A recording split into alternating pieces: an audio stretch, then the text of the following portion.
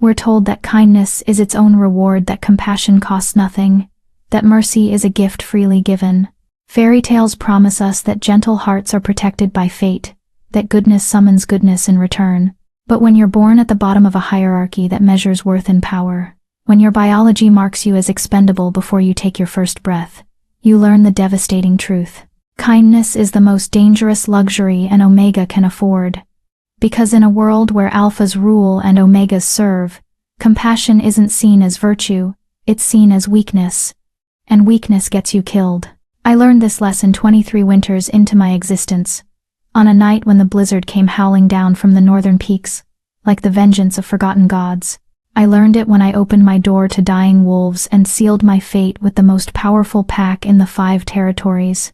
I learned it when I discovered that sometimes salvation wears the face of destruction, and the monster you save becomes the one who devours your entire world. They say the Alpha King doesn't feel mercy. They say his pack is bound by blood oaths and brutal loyalty, that they've raised entire settlements for perceived disrespect, that his word is law written in the corpses of those who dared refuse him. They say omegas, who catch his attention, simply disappear. I never believed I'd learn if those stories were true, until 25 frostbitten wolves collapsed at my door, and the next morning, I opened it to find his entire pack waiting with the Alpha King himself standing at the front, his silver eyes fixed on me, with an intensity that felt like being seen for the very first time, and the very last. Before we begin Vera's journey, a quick note. If you love stories about rejected omegas, finding their strength and claiming their place, check out book titled Rejected by the Alpha, a glow-up revenge romance that will have you hooked from page 1. Link in the description. Now, let's dive into Vera's story. Chapter 1. The Omega Who Couldn't Shift. The cold came early that year. By the time the first snow fell, I'd already reinforced the shelter 3 times, patched the roof with salvaged tin sheets, stuffed moss and clay into the wall cracks, and bartered my entire summer's worth of preserved herbs for enough firewood to last through winter. The other omegas in the settlement called me paranoid. They said I was wasting resources on a structure that would be empty all season, that no wolf would venture this far into the borderlands when the great packs had warm dens and full bellies. But I knew better than to trust comfort. Comfort was a lie that killed you slowly. My name is Vera, and I am the Omega who cannot shift. In a world where your worth is measured by the strength of your wolf, by the power of your transformation, by your ability to run with the pack, I am worthless. My wolf never came. Not during my first heat at 16, not during the initiation trials at 18, not during any of the forced awakening ceremonies my father subjected me to before he finally gave up and stopped claiming me as his daughter. I am human-locked, broken, a genetic dead end in a species that values bloodline above all else. The settlement tolerates me because I'm useful. I know herbs, which ones stop bleeding, which ones break fevers, which ones ease the pain of difficult births.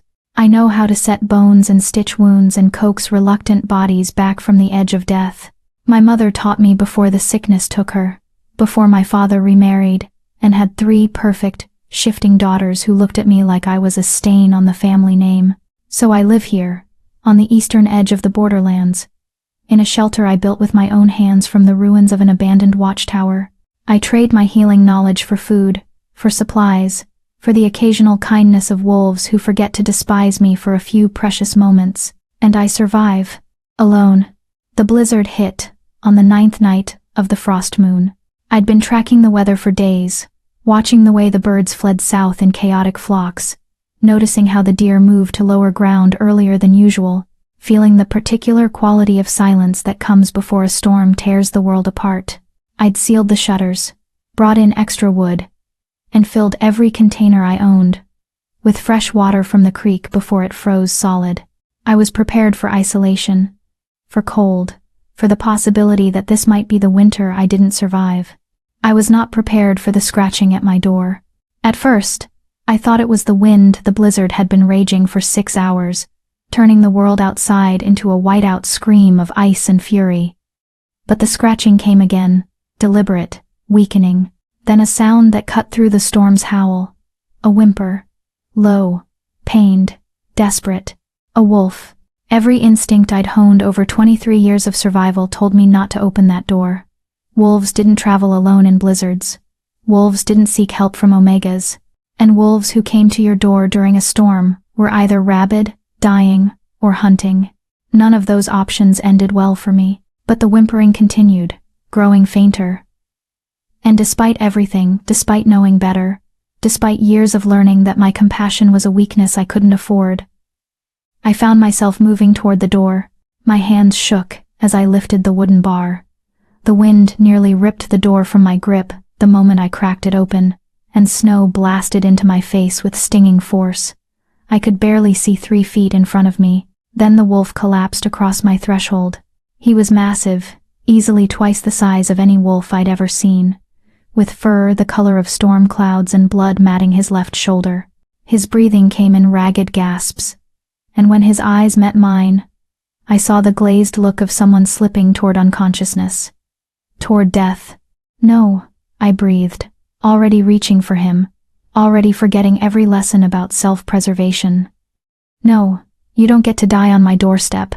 I grabbed his scruff. He was too heavy to lift, too far gone to help himself, and pulled. He barely moved. The wind shrieked around us, and I could feel the cold starting to seep into my bones, could feel my fingers going numb even through my gloves. Come on, I hissed through gritted teeth. Come on. I braced my feet against the doorframe and hauled with everything I had. He slid forward 6 inches, then another 6.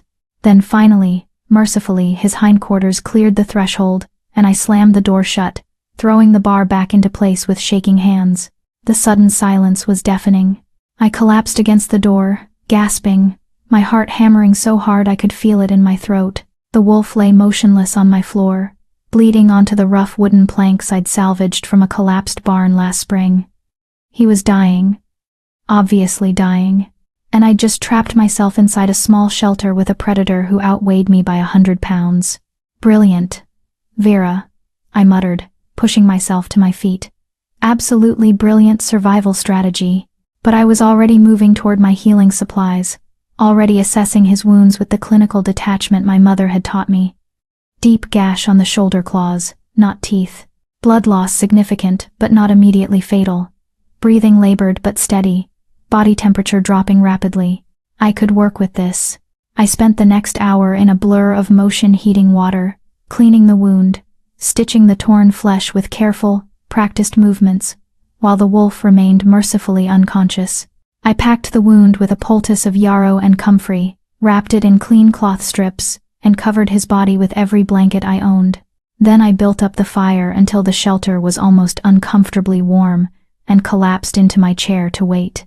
That's when I heard the second scratching at my door. My blood went cold. Then a third scratch. A fourth. A chorus of whimpers and desperate sounds that made my stomach drop. There weren't just one wolf at my door. There were dozens. I stood slowly, my legs trembling, and approached the door with my heart in my throat. This was it. This was how I died, killed by a pack of dying wolves in a blizzard, in a shelter I'd built with my own hands, because I'd been stupid enough to show mercy. I lifted the bar. I opened the door, and I saw them, 25 wolves, maybe more, all collapsed in various states of distress in the snow outside my shelter. Some were barely moving. Others had clearly been trying to reach my door when their strength gave out. The blizzard still raged around them, burying them slowly in white. They were freezing to death. All of them. I should have closed the door. Should have saved myself. Should have accepted that I couldn't help them all, that trying would only kill me faster. Instead, I looked at those dying wolves, and made the most foolish decision of my entire life. All right, I said quietly, to myself, to them, to whatever cruel god was watching. All right.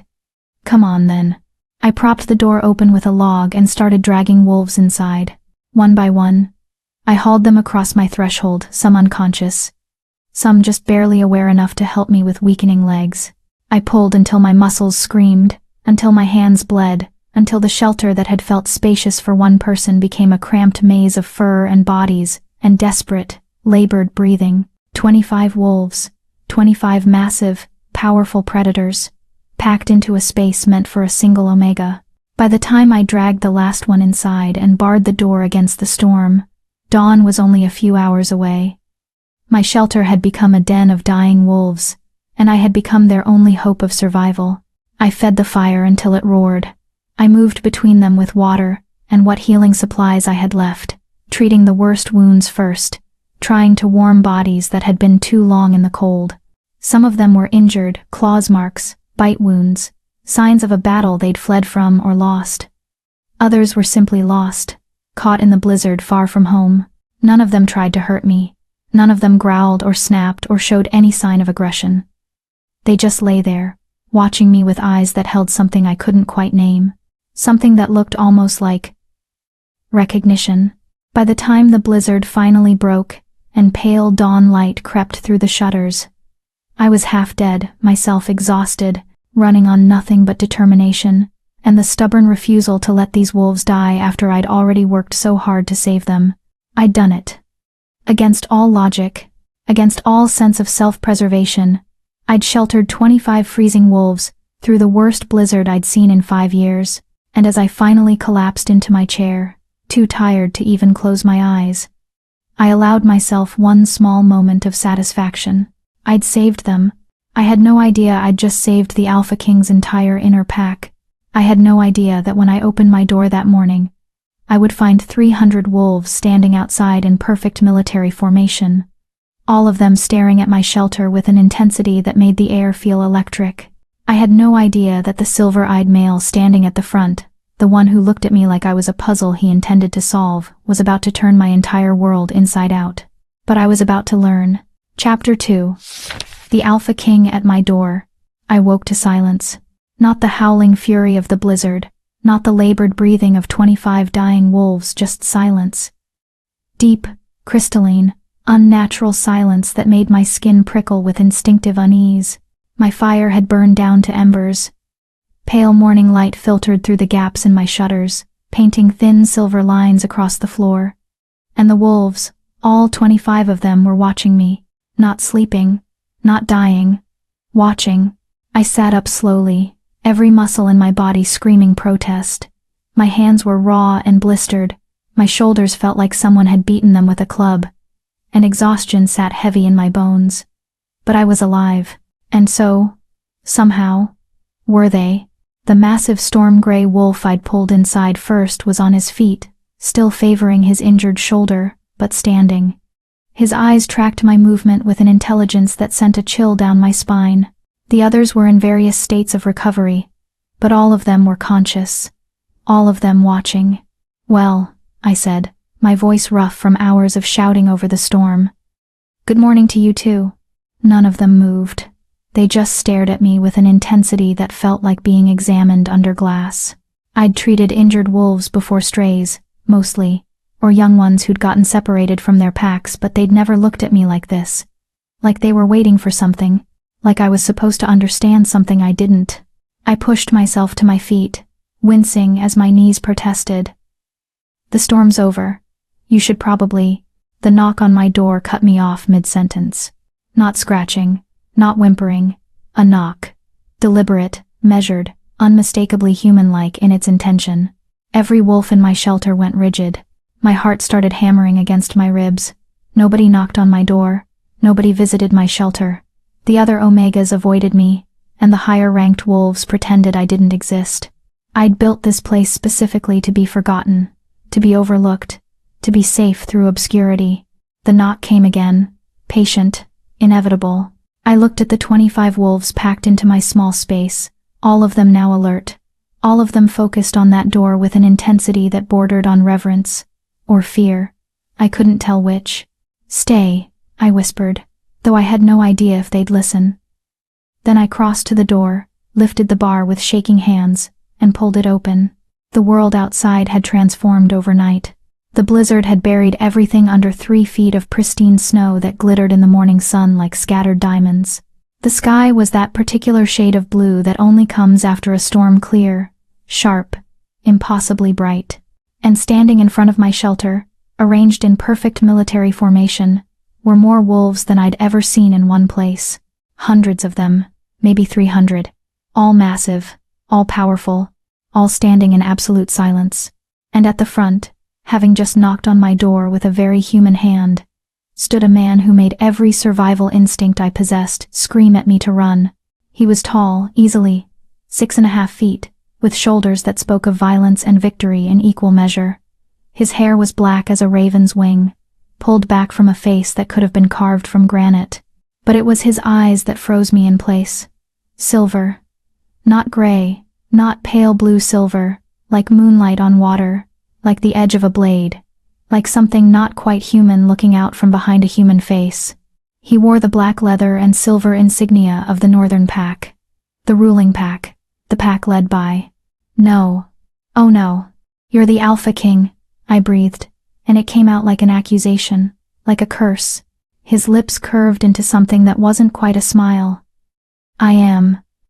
His voice was deep, carrying the kind of authority that made you want to obey before you even understood the command. And you are the Omega who sheltered my inner pack through the blizzard. My mind went blank. His inner pack.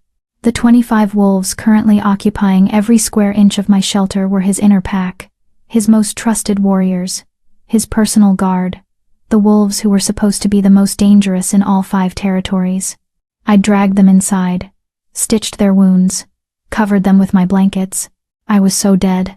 I didn't know, I said quickly, taking an involuntary step back. I didn't. They were dying. You saved them, he said it simply, like he was stating a fact about the weather.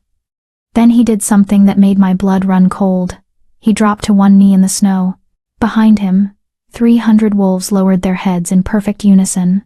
The storm gray wolf I'd pulled inside first limped out of my shelter and positioned himself at the Alpha King's right hand. And I realized with a jolt of shock that this wasn't just any inner pack member. This was his second, his most trusted commander. You saved my second's life, the Alpha King said, still on one knee, still looking at me with those unsettling silver eyes. You saved 24 of my finest warriors. You opened your home to dying wolves in a blizzard when you had every reason to let us perish. You are owed a debt that cannot be repaid with mere gratitude. Get up, I said, panic making my voice sharp. Please just get up. You don't owe me anything. What is your name, Omega? The question cut through my babbling like a knife. I swallowed hard. Vera. He said it like he was tasting it, learning its shape. I am Kai, Alpha King of the Northern Pack, Lord of the 5 territories, Keeper of the Blood Oaths. He rose to his feet in one fluid motion. And suddenly he was towering over me again, close enough that I could smell pine and snow and something wild on his skin. And you, Vera, have placed me in an impossible position. My stomach dropped. I don't understand. The blood debt. He gestured to his second, to the wolves behind him. By law of the old ways, when one saves the life of a pack member, that pack owes a debt. When one saves the life of an inner pack wolf, that debt extends to the entire pack. When one saves the life of 25 inner pack wolves, including the second. He paused, and something flickered in his silver eyes. Something almost like amusement. The debt becomes unsustainable. I don't want anything, I said desperately. I don't want payment, or acknowledgement, or anything. Just forget it happened. Please, forget. He repeated the word like it was foreign. You want me to forget that an Omega, a human-locked Omega living alone on the borderlands risked her life to save my inner pack, that she worked through the night to heal them, that she gave them her blankets, her fire, her shelter. He leaned closer, and I couldn't look away from those silver eyes. Tell me, Vera, do you know what we do to Omegas who catch my attention? The rumors, the disappearances, the stories whispered around fires about Omegas who were never seen again. I've heard stories, I whispered. What have you heard? That they disappear. That you... I couldn't finish the sentence. That I what? His voice was soft, dangerous. Take them? Hurt them? Kill them? I nodded, barely breathing. He studied me for a long moment, and I couldn't read his expression. Then, without warning, he threw back his head and laughed. It was a sound like thunder, rich and genuine and completely unexpected. Oh, little healer, he said when he finally stopped, and there was something almost fond in his voice. You're afraid I'm going to kidnap you, aren't you? No, he said it firmly, definitively. Then his expression shifted, becoming serious again. But I am going to offer you a choice, and you're not going to like either option. My hands curled into fists at my sides. What choice? Option 1. You accept a permanent place in my pack. You come to the Northern Keep as my personal healer, with status and protection and resources beyond anything you've known. You'll want for nothing, and no one will ever dare to harm you or question your worth again. It sounded like a dream. Like everything I'd ever been denied, wrapped up in a pretty package, and offered by the most powerful alpha in 5 territories, which meant it was a trap. And option 2? I asked. His smile was sharp as broken glass. Option 2, I leave 300 wolves outside your door in perpetual debt service until you accept option 1. They'll hunt for you, protect you, follow you everywhere. They'll make it impossible for you to continue living the quiet, invisible life you've built here. He paused. So really, little healer, it's not much of a choice at all. That's not fair, I said, and hated how my voice shook. No, he agreed. It's not. But I'm not asking you to be fair. I'm asking you to be smart. He gestured to the wolves around us. These wolves owe you their lives. By pack law, that debt must be honored. You can accept it gracefully and gain everything, or you can refuse and lose the only thing you seem to value, your solitude. I looked at the hundreds of wolves surrounding my shelter, all of them watching me with that same unsettling intensity. I looked at my small, safe space, the home I'd built with my own hands, the life I'd carved out of nothing. I looked at the Alpha King, whose silver eyes seemed to see straight through every defense I'd ever constructed. And I realized he was right. There was no choice. There never had been. If I come with you, I said slowly, if I accept your offer, what exactly would you expect from me? Something flickered across his face. Surprise, maybe, that I was negotiating instead of simply refusing. You would serve as healer to my inner pack. You would live in the keep, with status equal to my advisors. You would have autonomy over your work and your life, with one exception. What exception? He stepped closer, and I fought the urge to retreat. You would be under my personal protection, which means you go nowhere without an escort. You speak to no one outside the pack without my knowledge, and you never, ever put yourself in danger the way you did last night. His voice dropped lower. I don't lose the wolves I claim, Vera. Not to storm, not to battle, not to their own foolish compassion. If you become mine, you stay mine. Understood? Become his. The word sent a shiver through me that wasn't entirely fear. And if I refuse? I asked, though I already knew the answer. Then I hope you enjoy company, little healer. Because 300 wolves are about to become your permanent shadows. I looked at my shelter one last time, at the life I'd built. At the safety I'd created. At the obscurity that had kept me alive this long. Then I looked at the Alpha King, who was offering me everything I'd never dared to want and asking for my freedom in return.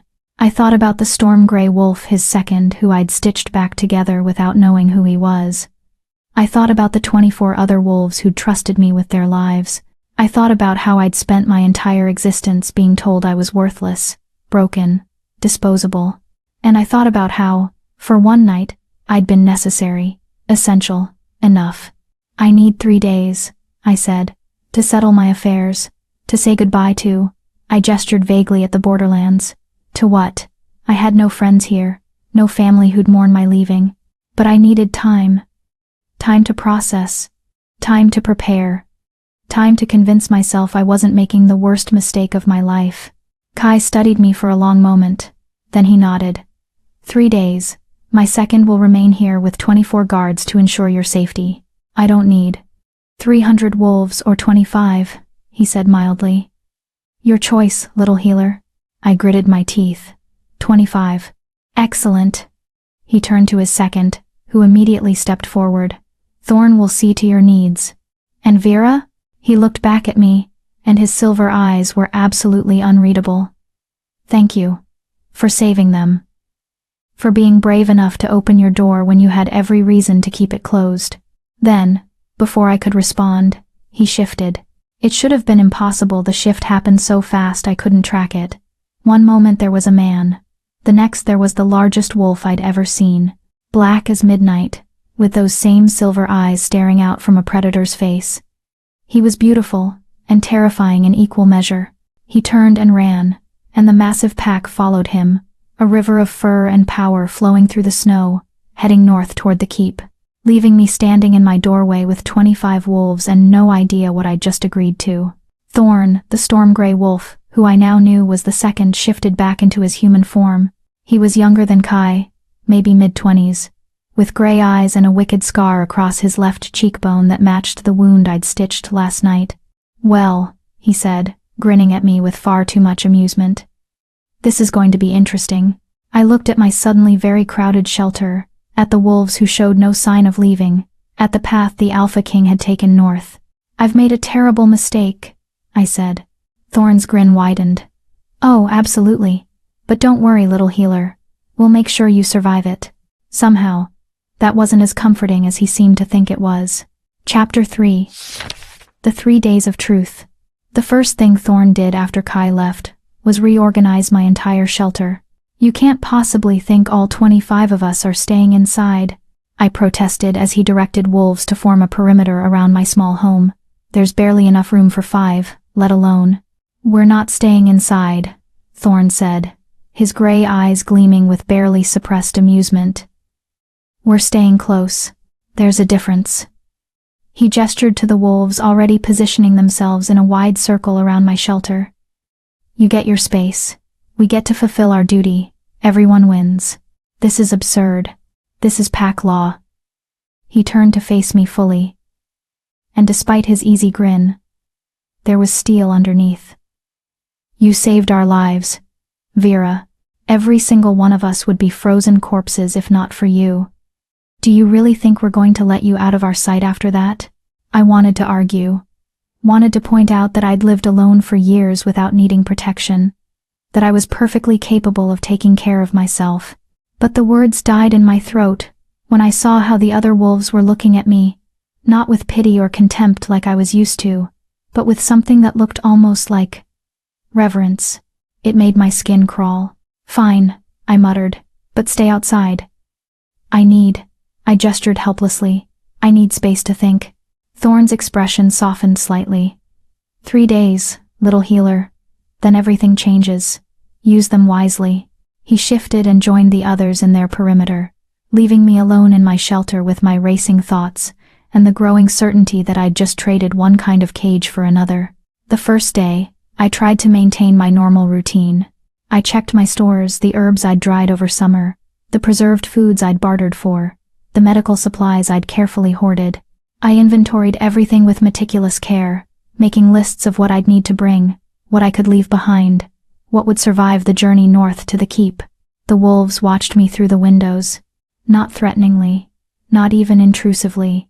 They just watched, like I was something precious that might disappear if they looked away. It was unnerving. By mid-afternoon, I couldn't take it anymore. I grabbed my gathering basket and pushed open the door. "I need to collect some plants before the snow buries them completely. I'm going to the eastern ridge." Thorn, in human form again, fell into step beside me immediately. "I'll accompany you." "I don't need." "Humor me," he said, and there was something in his voice that made it clear this wasn't a request. We walked in silence through the snow-covered forest, me searching for the winter-hardy plants I needed, him following a few steps behind like a well-trained shadow. After an hour of this awkward dance, I finally snapped. "Why are you really here?" I demanded, spinning to face him. "And don't say it's about pack law or debt. The Alpha King could have just thanked me and left. Instead, he's essentially conscripting me into his pack and leaving his entire inner guard to babysit me." "Why?" Thorn studied me for a long moment, his scarred face thoughtful. "You really don't understand what you did, do you?" "I pulled some wolves out of a storm. It's not." "You pulled the Alpha King's inner pack out of a storm," he interrupted. "Do you know what we were doing in the borderlands during a blizzard, Vera? Do you know why we were there?" I shook my head. We were hunting traitors. His voice went hard. 3 packs in the Southern Territories have been organizing a rebellion. They want to overthrow Kai, fracture the alliance, return to the old ways where might makes right, and Omegas like you are property, not people. He took a step closer. We'd tracked them to a compound near the border. The battle went badly. We were outnumbered, outmaneuvered, and when the blizzard hit, we were separated from the main force. We should have died. My mouth went dry. But you didn't. No, we didn't. Because a human-locked Omega took one look at dying wolves and decided they were worth saving. He smiled, but there was something fierce in it. Do you know what that makes you, little healer? It makes you dangerous. It makes you valuable. It makes you exactly the kind of person Kai needs in his pack. Someone who acts on compassion instead of politics. Someone who sees worth in broken things. I'm not. You are, though. He said it gently. You're broken in the same way he is. You just don't know it yet. The words sent a chill through me. What do you mean? But Thorn just shook his head. That's not my story to tell. Come on. We should head back before it gets dark. We walked back to my shelter in silence, but his words echoed in my head long after the sun set. You're broken in the same way he is. What did that mean? The Alpha King was powerful, feared, respected. I was none of those things. We had nothing in common except he'd knelt in the snow for me. Offered me status and protection when he could have just taken what he wanted by force. Looked at me with those silver eyes like I was something more than the worthless Omega everyone else saw. I didn't sleep that night. The second day, the other Omegas came. I was outside checking on the wolves' makeshift camp when I saw them approaching 5 females from the settlement, including my half-sister, Alara.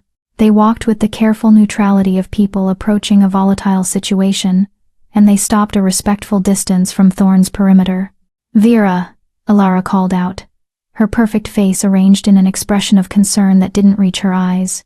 We heard about what happened with the Alpha King. We wanted to make sure you were all right. No, you didn't, I thought. You want to know what favor I gained, what advantage I might have, what this means for your own position in the settlement's fragile hierarchy. But I walked over anyway, because some habits were too ingrained to break. I'm fine. Thank you for your concern. Is it true? Asked Mira, one of the younger Omegas. Her eyes were wide with something between fear and fascination. Is the Alpha King really taking you to the Northern Keep? He's offered me a position as pack healer, I said carefully. A position. Alara's lip curled. How generous of him. And what did you have to promise in return, sister? The contempt in her voice was familiar. Expected. But it still stung. Nothing, I said. I saved his inner pack during the blizzard. This is how he's chosen to honor that debt. By dragging you away from your home? How romantic. She stepped closer, and I saw the real emotion underneath her polished exterior jealousy. Raw and bitter. You've always been strange, Vera. Always choosing herbs and healing over finding a proper mate. Always living out here like an exile when you could have tried to integrate.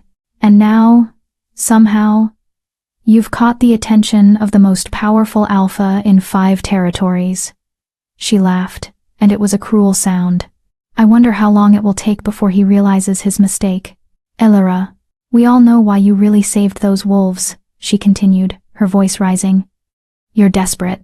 Desperate for validation, for purpose, for someone to finally see worth in a broken Omega who can't even shift. So you risked everything on a gamble, and somehow, impossibly, it paid off.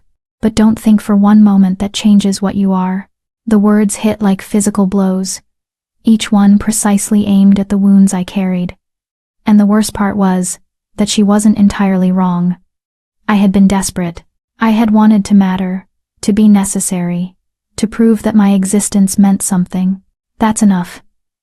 Thorn's voice cut through the clearing like a blade. He'd moved between us without my noticing, his body language pure threat. You will speak to the future pack healer with respect, or you will leave. Now. Alara paled. I didn't mean... Yes, you did. He looked at each of the Omegas in turn, and whatever they saw in his expression made them all take a step back. Let me make something very clear. Vera is under the Alpha King's personal protection. Any insult to her is an insult to him. Any harm to her will be answered with the full force of the Northern Pack. And any Omega who thinks she's somehow less because she can't shift. His smile was all teeth. Should remember that she accomplished more in one night than any of you have in your entire lives. The Omegas fled. All except Alara, who stood there for one more moment, her expression twisted with something I couldn't quite name. Then she turned and walked away, her spine rigid with barely suppressed fury. I stood there, in the snow, shaking. You didn't have to do that, I said quietly. Yes, Thorn said. I did. He looked down at me, and his expression was surprisingly gentle. You're Pack now, Vera, or you will be in 2 days, and Pack protects its own.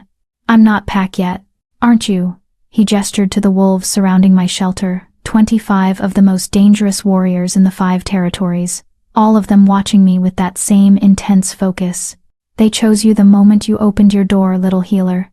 Everything else is just formality. I wanted to argue. Wanted to point out that I hadn't chosen them, that I'd never asked for this, that I still wasn't sure I wanted any of it, but the words wouldn't come, because some small, broken part of me, the part that had spent 23 years being told I was worthless, was desperately, dangerously grateful that someone had finally chosen me, even if I didn't fully understand why. Subscribe if you believe broken people deserve second chances, because Omegas like Vera need voices that won't let the world forget them. Drop a comment if you've ever felt worthless and needed someone to prove you wrong.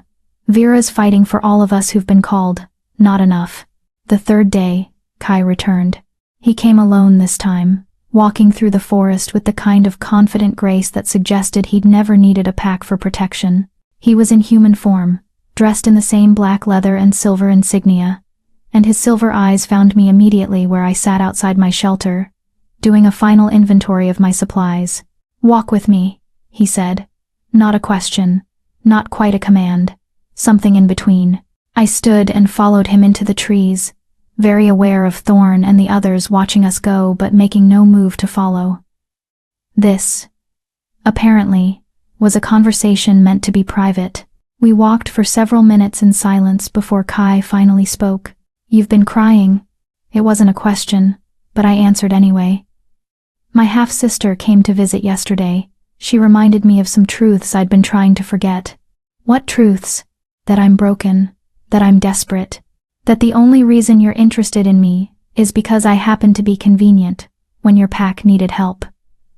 I kept my eyes on the snow-covered ground. That I'm fooling myself if I think this is anything more than obligation on your part. Kai stopped walking. Look at me, Vera. I didn't want to, but something in his voice made it impossible to refuse. I raised my eyes to meet his, and the intensity in them stole my breath. I am going to tell you something, he said quietly, and I need you to hear it. Really hear it. Can you do that? I nodded, not trusting my voice. You are not broken. You are inconvenient to a society that measures worth in power and defines value by the ability to shift. But that society is wrong. He took a step closer. I have commanded packs for 15 years.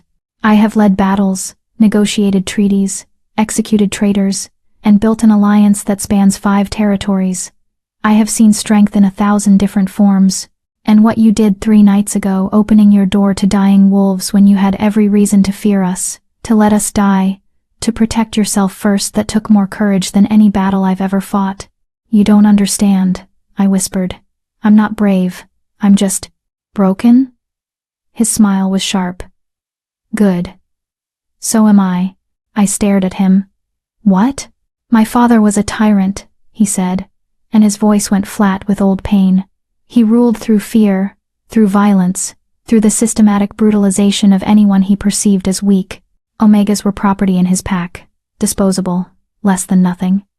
He paused. When I took power 15 years ago, I swore I would build something different. A pack where strength came from loyalty, not terror, where Omegas had autonomy and protection, where being born without a shift didn't mean being born worthless. My chest tightened. Why are you telling me this? Because I need you to understand why I can't let you go. He said it simply, like it was the most obvious thing in the world. You represent everything I've been trying to build, An Omega who saved lives, not because she was ordered to, not because she hoped for reward, but because she couldn't do anything else, because her compassion was stronger than her survival instinct. He reached out and tilted my chin up, forcing me to hold his gaze. You are not convenient, Vera. You are essential. And if you join my pack, it won't be out of obligation. It will be because I have spent 15 years looking for someone exactly like you, and I am not fool enough to let you slip away now that I've found you. The words hit me like a tidal wave. I couldn't breathe, couldn't think, couldn't process what he was saying. I don't understand, I managed. You will. He released my chin but didn't step back. 3 days ago, you opened your door to dying wolves. Tomorrow, I'm asking you to walk through mine, not as payment of a debt, not as an obligation, but as a choice. My pack needs a healer who sees value in broken things. And I. He paused, and something flickered in his silver eyes. I need someone who isn't afraid of monsters. I am afraid, I whispered. I'm terrified. Good. His smile was almost gentle. Fear means you're smart enough to understand the stakes. But the question isn't whether you're afraid, little healer. It's whether you're brave enough to come anyway. We stood there in the snow-covered forest, the Alpha King and the broken Omega, and I felt the weight of the choice settling over me like a physical thing. Tomorrow, I could stay here, in my small, safe shelter, in my quiet, invisible life, alone. Or I could walk through his door, into the unknown, into danger and possibility, and a future I couldn't begin to predict. I need you to promise me something, I said finally. Name it. If I come with you, if I join your pack, you have to promise me autonomy. Real autonomy. Not just pretty words about protection and status.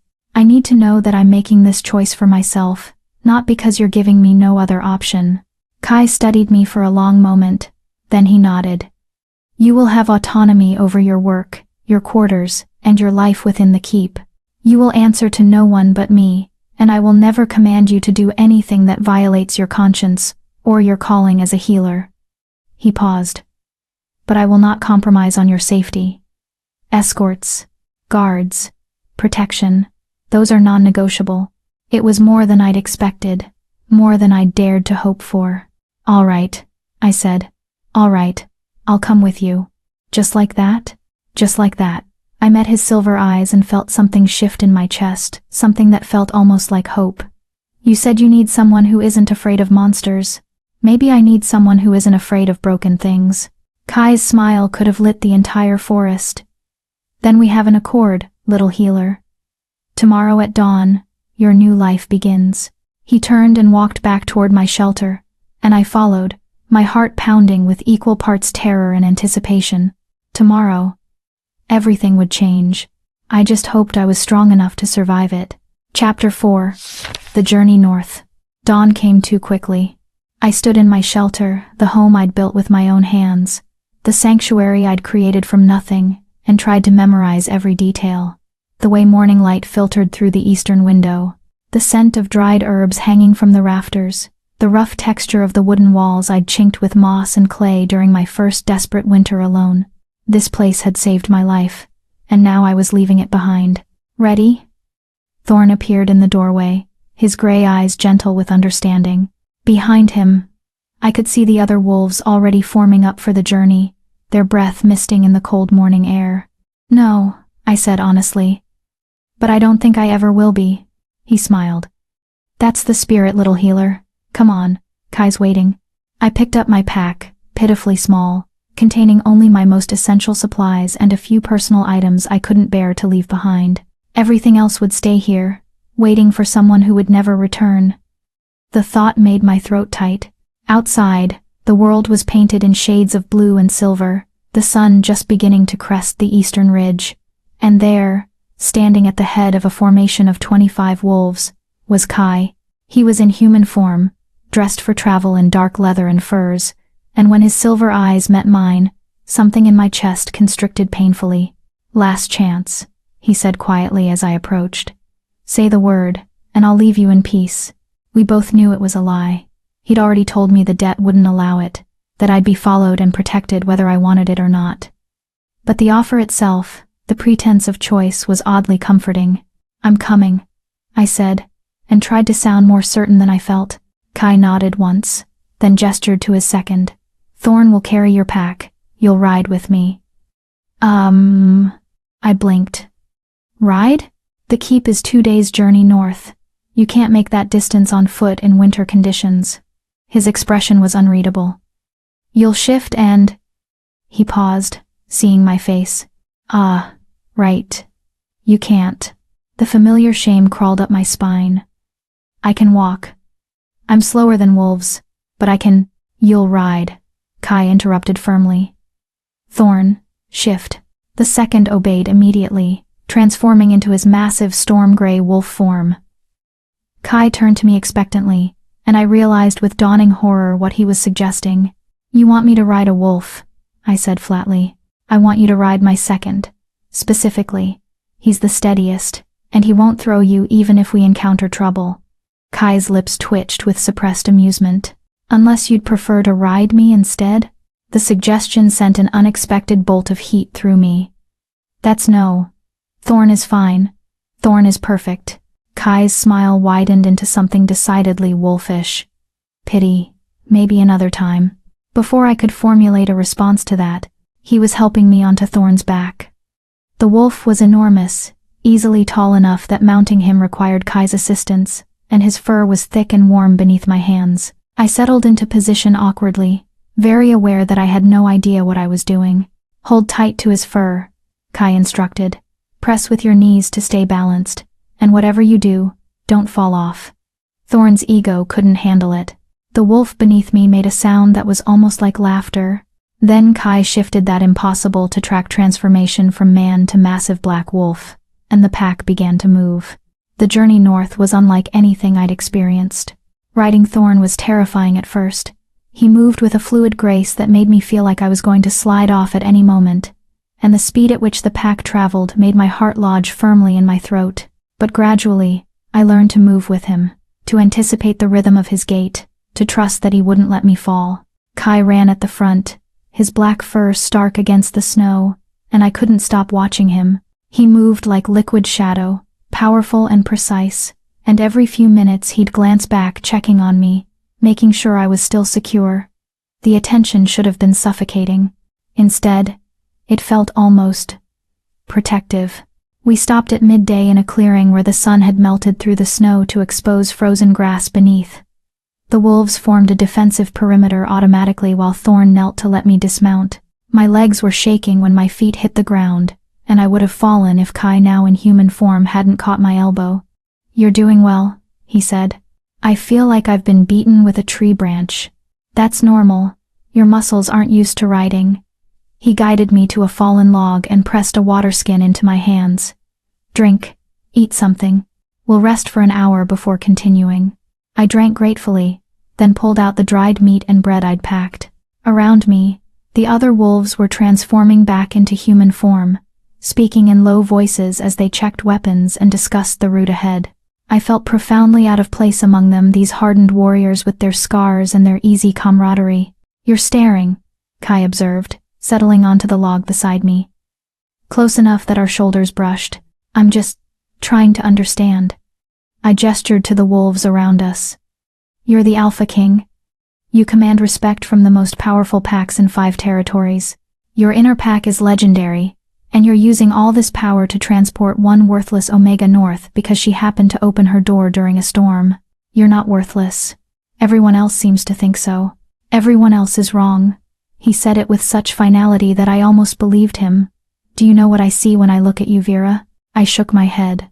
"I see someone who survived alone for years, in conditions that would have killed most wolves. I see someone who built a home with her own hands, who learned healing without a teacher, who chose compassion over self-preservation when it mattered most." He turned to face me fully, and his silver eyes were intense. "I see strength that has nothing to do with shifting, and that's exactly the kind of strength I need in my pack." "Why?" The word came out as barely more than a whisper. "Why do you need that specifically?" Kai was quiet for a long moment, his gaze distant. When he finally spoke, his voice was low enough that only I could hear. Because I'm building something that's never existed before. A pack structure where power comes from loyalty and competence, not just physical dominance, where omegas have agency and betas have voice, and everyone, regardless of how they were born, has a chance to matter. He looked at me. But that vision is fragile. The old guard wants to return to the brutal hierarchy my father enforced. They see my reforms as weakness. They're waiting for any excuse to challenge me, to fracture the alliance, to return to the days when might made right. What does that have to do with me? Everything. His smile was sharp. You're a symbol, little healer. An Omega who saved the Alpha King's inner pack. An Omega who earned a place in the Northern Keep through action, not through birth or favor. If I can integrate you successfully, if I can show that an Omega can have status and respect and power in my pack, it strengthens every reform I've implemented. It proves that the new way works. Understanding crashed over me like a wave. You're not just offering me a position, you're making a political statement. Yes. And if I fail? If I can't handle the pressure or the danger then I fail with you. He said it simply, like it was obvious. But I don't think you're going to fail, Vera. I think you're going to surprise everyone, including yourself. I wanted to believe him, but 23 years of being told I was worthless, broken, disposable, that wasn't something I could shake off with one conversation. What if you're wrong about me? I asked quietly. I'm not. He stood, offering me his hand. Come on. We should keep moving. I want to reach the Northern Watchtower before dark. I took his hand and let him pull me to my feet. His grip was warm and solid, and he held on for a moment longer than necessary before releasing me. Kai? I said as he turned to leave. Yes. Thank you. I gestured helplessly, for seeing something worth saving. His expression softened in a way I hadn't seen before. Always, little healer. Always. Then he shifted, and the pack was moving again, carrying me north toward a future I still couldn't quite believe was real. We reached the Northern Watchtower just as the sun was setting. The structure was massive, a stone fortification built into the mountainside, with walls 20 feet high and watch posts at every corner. It was clearly military in function, designed to monitor the northern passes and provide early warning of invasion. As we approached, I could see wolves patrolling the walls, their eyes tracking our movement with professional precision. Kai led us through the main gates, and immediately the atmosphere changed. Wolves in Northern Pack insignia saluted as he passed, their fists over their hearts, their heads bowed in respect. He acknowledged each one with a slight nod, his bearing regal and commanding. I'd known he was the Alpha King intellectually, but seeing it in practice, seeing how hundreds of wolves responded to his presence with instant obedience, brought home exactly how powerful he was, and how dangerous. We were given quarters in the Eastern Tower, a large room with multiple sleeping areas and a central fireplace. The other inner pack wolves dispersed to their own spaces, leaving me alone with my racing thoughts and growing anxiety. This was really happening. Tomorrow, I would reach the keep. Tomorrow, my new life would begin. Tomorrow, I would find out if Kai's faith in me was justified or catastrophically misplaced. I was still staring at the fire when Thorn appeared with a tray of food. You should eat, he said, setting it beside me. Long day tomorrow. I'm not hungry. Eat anyway. He settled across from me, his scarred face thoughtful. You're scared. It wasn't a question. Is it that obvious? Only to someone who's been where you are. He poked at the fire with a stick, sending sparks spiraling upward. I was born a beta, you know. No alpha blood, no special gifts. Just decent combat skills and a stubborn refusal to die. When Kai offered me a position in his inner pack, I thought he was insane. I thought I'd get myself killed within a week. What changed? I realized that Kai doesn't choose people based on their bloodline or their ability to shift. He chooses them based on their character. Thorn looked at me directly. He chose me because I was loyal. He chose the others because they were brave, or smart, or skilled in ways that mattered. And he chose you because you're compassionate, because you see worth in broken things. Because you're exactly what he needs to prove that the new way works. That's a lot of pressure. Yes, Thorn agreed. It is. But here's the thing. Little healer, you've already survived impossible pressure. You've lived alone on the borderlands for years. You've built a life from nothing. You've faced death and chosen to save others anyway. He smiled. If you can do all that, you can survive the keep. You can survive the politics, and the danger, and the wolves who will test you at every turn, because you're stronger than you think you are. I wish I believed that. You will. He stood, stretching. Get some rest. Tomorrow, everything changes. And Vera? He paused at the door. For what it's worth, I'm glad you opened your door that night. I'm glad you saved us. And I'm glad you're coming with us. The pack needs someone like you. He left before I could respond, leaving me alone with the fire and my thoughts. I lay down on the sleeping pallet and stared at the stone ceiling, listening to the sounds of the watchtower around me. Wolves moving through corridors, guards changing shifts, the distant howl of wind through the mountain passes. Tomorrow, I would reach the northern keep. Tomorrow, I would step into a new life. Tomorrow, I would find out if Kai's vision of a better pack was real or just another beautiful lie. I closed my eyes and tried to sleep, but my mind was too full of silver eyes and impossible promises and the terrifying, exhilarating possibility that maybe, just maybe, I was finally going somewhere I belonged. Chapter 5. The Northern Keep. I woke to the sound of activity wolves preparing for the final leg of our journey, voices calling instructions, the clatter of supplies being loaded. Dawn light filtered through the narrow window, painting everything in shades of gold and amber. Today I would see the Northern Keep. Today my new life would truly begin. I dressed quickly in the warmest clothes I owned, practical, patched, nothing like what I imagined the other wolves at the keep would wear. My reflection in the polished metal mirror showed a woman who looked terrified and determined in equal measure. An Omega about to walk into the den of the most powerful pack in 5 territories. What could possibly go wrong?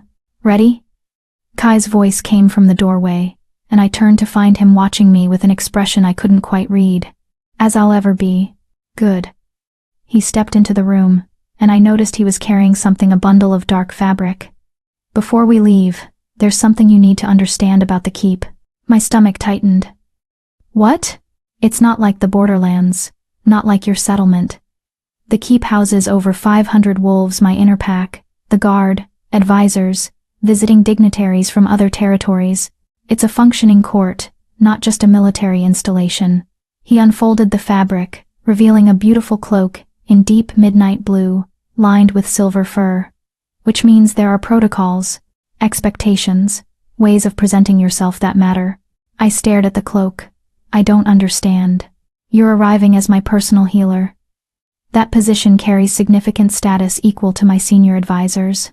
You'll be housed in the upper levels of the keep, given access to restricted areas, included in important meetings. He held out the cloak. You need to look the part. I took it hesitantly. The fabric was impossibly soft, clearly expensive, nothing like anything I'd ever owned. Kai, I can't. You can. And you will. His voice was firm but not unkind. I know this feels like putting on a costume, but appearance matters at court, Vera. It's a language everyone understands. This cloak tells every wolf in the keep that you're under my direct protection, that you have status, that you're not to be dismissed or disrespected. What if I can't live up to it? Then you'll learn. He stepped closer, and his silver eyes were intense. I'm not asking you to be someone you're not. I'm asking you to claim the space you've earned. You saved my inner pack. You deserve to walk into that. Keep with your head high. I wanted to argue, wanted to point out that I'd spent my entire life learning to be invisible, that visibility was dangerous for Omegas like me, but the look in his eyes stopped me. He believed it. He actually believed I belonged there. So I put on the cloak. It settled around my shoulders like a promise, heavy and warm and unmistakably expensive. Kai fastened the silver clasp at my throat, his fingers brushing my collarbone, and I felt something shift in the air between us. Perfect, he said quietly. Now you look like what you are, someone worth protecting. The final approach to the Northern Keep was breathtaking. We crested a ridge just after midday, and suddenly the entire structure spread out before us like something from a fairy tale.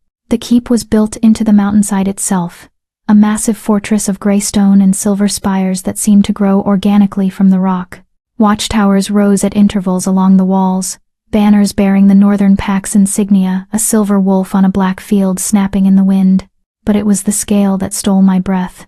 The keep was enormous, easily large enough to house 1,000 wolves, with multiple levels carved into the mountain and defensive walls that looked capable of withstanding a siege. This wasn't just a pack house. This was a seat of power. "Home," Kai said, pulling up beside me. He'd stayed in wolf form for most of the journey, but now he shifted back, standing at my side as Thorn knelt to let me dismount. "What do you think?" "I think I'm severely underprepared for this." His laugh was warm. "You'll do fine, little healer. Come, there are people you need to meet." We descended toward the keep, and as we approached the main gates, I could see wolves gathering, drawn by news of the Alpha King's return, by curiosity about the Omega he'd brought with him, by the desire to witness whatever was about to unfold. The gates opened, and we walked through into a massive courtyard. Hundreds of wolves lined the space guards at attention, courtiers in fine clothes, servants pausing in their work, all of them staring, all of them trying to understand what an unknown Omega was doing.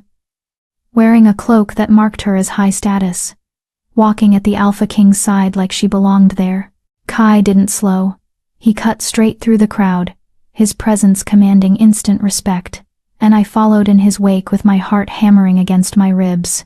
We entered the keep proper through enormous wooden doors carved with scenes of wolf packs and ancient battles. The interior was surprisingly beautiful, soaring ceilings, supported by massive timber beams, tapestries depicting pack history hanging from stone walls, fires burning in hearths large enough to roast an entire deer. But there was also an undercurrent of tension. Wolves watched us pass with expressions ranging from curiosity to suspicion to barely concealed hostility. I could feel the weight of their judgment, their questions, their doubts about whether I belonged here. Kai led me through a maze of corridors, up several flights of stairs, until we finally stopped before a set of double doors on what I assumed was one of the upper levels. "Your quarters," he said, pushing them open. I stepped inside and froze. The suite was larger than my entire shelter had been, a main living area with comfortable furniture arranged around a massive fireplace, a separate sleeping chamber visible through an archway, tall windows overlooking the mountains, and along one wall, floor-to-ceiling shelves already stocked with books and supplies. "This is too much," I said faintly. "This is appropriate for your position." Kai moved to the windows, looking out over his territory. "Your healing room is 2 doors down, fully equipped, connected to the main infirmary. You'll have assistants if you want them, autonomy to run it as you see fit." He turned back to me. "And before you argue, yes, you've earned this. Yes, you belong here. And no, I won't accept any protests about it being too much." I opened my mouth, closed it, tried again. "I don't know what to say. Say you'll make yourself at home. Say you'll give this a real chance." His expression softened. "Say you'll stay." The vulnerability in that last request caught me off guard. This powerful alpha, this king who commanded hundreds of wolves, was asking, not ordering me to stay. "I'll stay," I said quietly. "I'll try. That's all I ask." He moved toward the door, then paused. "There's a formal dinner tonight. The senior pack members will be there, my advisors, the inner pack, some visiting dignitaries. I want to introduce you properly, establish your position, make it clear that you're under my protection." My stomach dropped. A formal dinner, with hundreds of wolves. 20, actually. Small, intimate, just the leadership. His smile was slightly wicked. "Consider it your official welcome to court. I don't know how to navigate court politics." "Then you'll learn. Quickly." He sobered. "I won't lie to you, Vera. Tonight will be difficult. Some of my advisors still believe in the old ways that Omegas should be seen and not heard, that your presence here undermines pack hierarchy. They'll test you, question you, try to find weaknesses. That's supposed to make me feel better about attending? No. But I want you prepared." He held my gaze. "You don't have to prove yourself to them. You don't have to defend your position. You simply have to be yourself, the same Omega who opened her door to dying wolves because it was the right thing to do. Can you do that? I thought about my shelter, about the choice I'd made during the blizzard, about the fact that I'd somehow survived this long by being exactly who I was, even when everyone told me I should be someone else. Yes, I said. I can do that. Good. Kai's smile was approving. Dinner is at sunset. Someone will come to escort you. Until then, rest, explore your quarters, get comfortable. He paused at the door. And Vera, thank you for being brave enough to come here, for giving my vision a chance. Then he was gone, leaving me alone in quarters far too grand for a broken Omega, with a formal dinner looming, and no idea how to survive what was coming. I sank into one of the chairs by the fire and tried to calm my racing heart. I spent the afternoon exploring. My quarters were connected to a private bathing room, an actual bathing room, with heated water and soaps that smelled of lavender and pine. I took advantage of it, washing away days of travel and trying to prepare myself mentally for the evening ahead. Someone had left clothes in the wardrobe, several dresses in rich fabrics, all in deep blues and silvers that matched my cloak. I chose the simplest one, a midnight blue gown with silver embroidery at the cuffs and collar. It fit perfectly, which suggested someone had been paying very close attention to my measurements. I was just finishing braiding my hair when a knock came at the door. "Come in," I called, expecting a servant. Instead, a female wolf entered, tall and elegant, with auburn hair and sharp green eyes that assessed me in one sweeping glance. She wore the black and silver of the Northern Pack, and her bearing suggested high rank. "You're the Omega," she said without preamble. "I'm Vera," I corrected, lifting my chin. "And you are?" A slight smile curved her lips. "Direct. I like that. I'm Sienna, Alpha King's senior advisor and head of the council." She moved further into the room, her gaze taking in everything. "I'm here to escort you to dinner and give you some advice that might keep you alive." "How comforting." "I'm not here to comfort you." She settled into a chair across from me, crossing her legs with casual grace. "I'm here because Kai asked me to help you navigate tonight, and I owe him enough loyalty to try. But let's be clear, I don't understand why you're here. I don't understand what Kai sees in an Omega who can't shift, and I certainly don't understand why he's giving you status that took the rest of us decades to earn." Her honesty was brutal, and oddly refreshing. "I saved his inner pack during the blizzard," I said steadily. "That's why I'm here." "So I heard." Sienna leaned forward, her green eyes intense. "Here's what you need to understand, Vera. The Northern Pack is not like other packs. We don't operate on simple dominance hierarchies. We operate on competence, loyalty, and results. Kai has spent 15 years building this structure, fighting against wolves who want to return to the brutal ways of his father's reign. Your presence here, an Omega with high status, is either proof that his vision works, or it's ammunition for his enemies to claim he's gone soft. So I'm a political liability. You're a test case." She said it bluntly. "If you succeed, if you prove that an Omega can have value beyond traditional roles, you strengthen every reform Kai has implemented. If you fail, you give the old guard exactly what they need to challenge him. That's a lot of pressure for one Omega to carry." "Yes," Sienna agreed. "It is. Which is why I'm here to help you survive tonight." She stood, smoothing her dress. "At dinner, sit where Kai places you. Don't speak unless directly addressed. Don't rise to obvious provocations. And for the love of the old gods, don't show weakness. These wolves will test you with questions, with subtle insults, with challenges designed to make you fail. Your job is to remain calm, answer honestly, and remember that you've already earned your place here." "Have I, though?" Sienna studied me for a long moment. "You opened your door to dying wolves when you had every reason to let them die. You risked your life for strangers. You showed compassion when survival instinct should have made you cruel." She paused. "I don't understand it, but I respect it.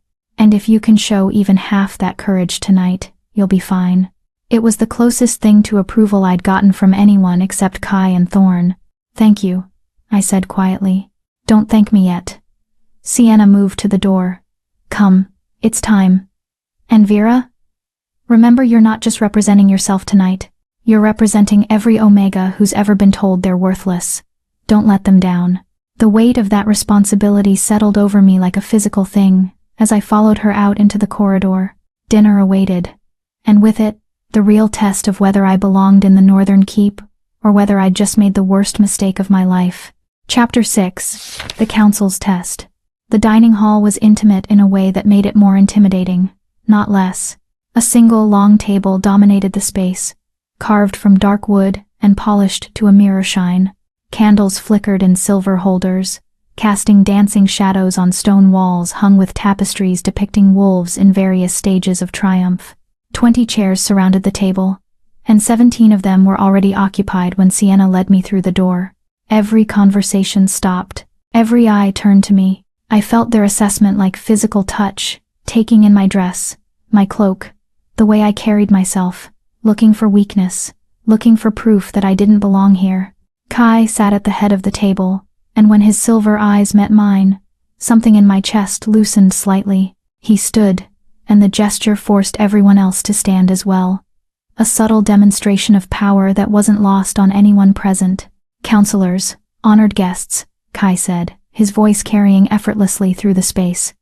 "May I present Vera, healer to the inner pack and newest member of our court." He gestured to the empty chair at his right hand, the position of highest honor, traditionally reserved for his second, or his most trusted advisor. Placing me there was a statement, a declaration that I held value in his eyes. It also painted a target on my back. I crossed to the chair with my head high, very aware of the weight of every gaze following my movement. Kai held the chair for me, another deliberate gesture of respect before reclaiming his own seat. The others settled back into their chairs with varying degrees of grace, and I could practically feel the speculation crackling through the air. "Let me make introductions," Kai continued smoothly. "You've met Sienna, my senior advisor." He gestured to the elegant auburn-haired woman who'd escorted me, seated 3 chairs down. "To your left is Thorn, my second." Thorn grinned at me, the scar on his cheek pulling with the expression. "We're already well acquainted." A ripple of laughter moved through some of the assembled wolves, those who'd been part of the rescue, who understood the reference. But others remained stony-faced. Kai continued around the table, naming advisors and council members whose titles and roles blurred together in my anxious mind. Military commanders, trade negotiators, territory representatives, all of them powerful, all of them watching me with expressions ranging from curious to hostile. The last introduction made my stomach drop. And finally, our guest from the Eastern Pack, Alpha Dominic, here to discuss the trade agreements between our territories. The man at the far end of the table was perhaps 50, with silver threading through dark hair and eyes that assessed me with the cold calculation of a predator evaluating prey. He wore the green and gold of the Eastern Pack, and something about the way he looked at me made my skin crawl. "An Omega healer," Dominic said, his voice smooth as poisoned honey. "How progressive of you. Alpha King. Though I confess, I'm surprised to see one seated at your council table. In the Eastern Territories, we find Omegas serve the pack better, in more traditional roles." The challenge was immediate and unmistakable. "In the Northern Pack," Kai said, his tone perfectly pleasant and absolutely deadly, "we find that competence matters more than tradition. Vera saved 25 of my inner pack during the recent blizzard. That alone has earned her a place at this table." "Saved?" Dominic leaned back in his chair. "Or merely provided shelter? I'm sure any Omega with a warm fire could have done the same." I felt Thorn tense beside me, felt the shift in atmosphere as the other wolves recognized the insult for what it was. This wasn't just about me. This was Dominic testing Kai's authority, questioning his judgment, looking for any sign of weakness. "Actually," I said, and my voice came out steadier than I'd expected, "I provided medical treatment for significant injuries, including battlefield trauma and advanced hypothermia. 3 of the wolves wouldn't have survived without immediate intervention." "So no, Alpha Dominic, not just any Omega with a warm fire could have done the same." Silence fell like a blade. I'd just contradicted a visiting Alpha, defended myself, spoken out of turn, broken probably a dozen unspoken protocols about how Omegas should behave at formal dinners, but I was done being dismissed, done being told my actions didn't matter. Dominic's eyes narrowed. "You have spirit, little Omega. though I wonder if spirit translates to actual skill, or merely to arrogance about basic healing knowledge. I wonder if visiting alphas typically insult their hosts' advisors before the first course is even served, I replied, keeping my tone carefully neutral. Or, if that's a tradition unique to the Eastern Territories. Thorn made a sound that might have been a strangled laugh. Several other wolves around the table were fighting smiles, though Sienna looked like she couldn't decide whether to be impressed or horrified. Kai's expression was unreadable, but I thought I saw something that might have been approval in his silver eyes. My apologies, Dominic said, though his tone suggested he felt no such thing. I merely meant to understand what qualifies you for such an elevated position. In my experience, Omega healers are common. Omega healers with council status are unprecedented. Then perhaps, Kai said softly, you should expand your experience, Dominic. The world is changing. Packs that cling too tightly to tradition often find themselves left behind. It was a clear warning. A reminder that the Northern Pack's alliance structure and the trade agreements Dominic was here to negotiate depended on Kai's goodwill. Dominic inclined his head in acknowledgement, but his eyes remained cold as they settled on me. I look forward to seeing this new world you're building. Alpha King, I hope it proves more stable than it appears. Servants entered then with the first course, and the conversation shifted to safer topics: weather, hunting, territory news. But I could feel the undercurrent of tension, could sense the way certain wolves around the table were evaluating me, measuring me, deciding whether I was an asset or a liability to their king. I ate mechanically, hyper-aware of every movement, every word. Beside me, Kai maintained easy conversation with the counselors, but I noticed how he subtly redirected any questions that might put me on the spot, how he kept the focus on pack business rather than on me personally. It was only halfway through the second course that I realized what he was doing, protecting me without making it obvious, giving me space to breathe without appearing weak. Then Sienna spoke up, her green eyes fixed on me with laser focus. Vera, you mentioned battlefield trauma. Have you had much experience with combat injuries? It was a test. A subtle way of determining if I actually knew what I was talking about, or if I'd just gotten lucky with the inner pack. Some, I said carefully. Mostly from treating wolves who got injured during territory disputes or hunting accidents. Claw wounds, broken bones, occasional arrow or blade injuries from confrontations with human settlements. And hypothermia treatment? This from one of the military commanders, a grizzled male with scars crossing his face. That's specialized knowledge. Where did you learn it? From necessity. I met his eyes steadily. I've lived on the borderlands for years, alone. When you're the only healer available during harsh winters, you either learn how to treat cold exposure or you watch people die. I chose to learn. Self-taught then. Another advisor, this one female, with calculating eyes. No formal training under a pack healer. My mother taught me the basics before she died. Everything else I learned through trial and error and reading every medical text I could get my hands on. Trial and error, Dominic repeated, and there was condescension in every syllable. How reassuring. I'm sure the Alpha King's inner pack felt very confident in your trial and error approach while they were bleeding out. My temper flared. The Alpha King's inner pack is alive because of my trial and error approach. Would you have preferred I let them die while I waited for someone with more impressive credentials to arrive? I would have preferred the Alpha King's inner pack not require rescuing by a lone Omega in the first place. Dominic shot back. Perhaps if they'd been better trained. Enough.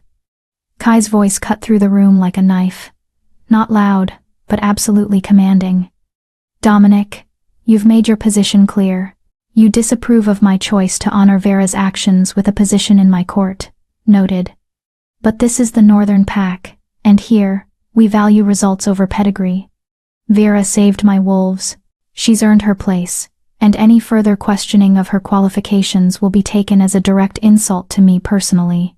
The threat was unmistakable. Dominic settled back in his chair, his expression neutral but his eyes promising future retaliation. Of course, Alpha King, I meant no disrespect. Didn't you?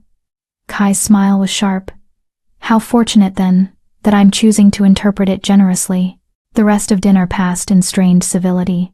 Conversation moved to trade agreements and territorial negotiations, topics where I had nothing to contribute and was grateful to remain silent. But I could feel the weight of judgment still hanging over me, could sense that I'd made enemies tonight simply by existing in a space where some wolves thought I didn't belong.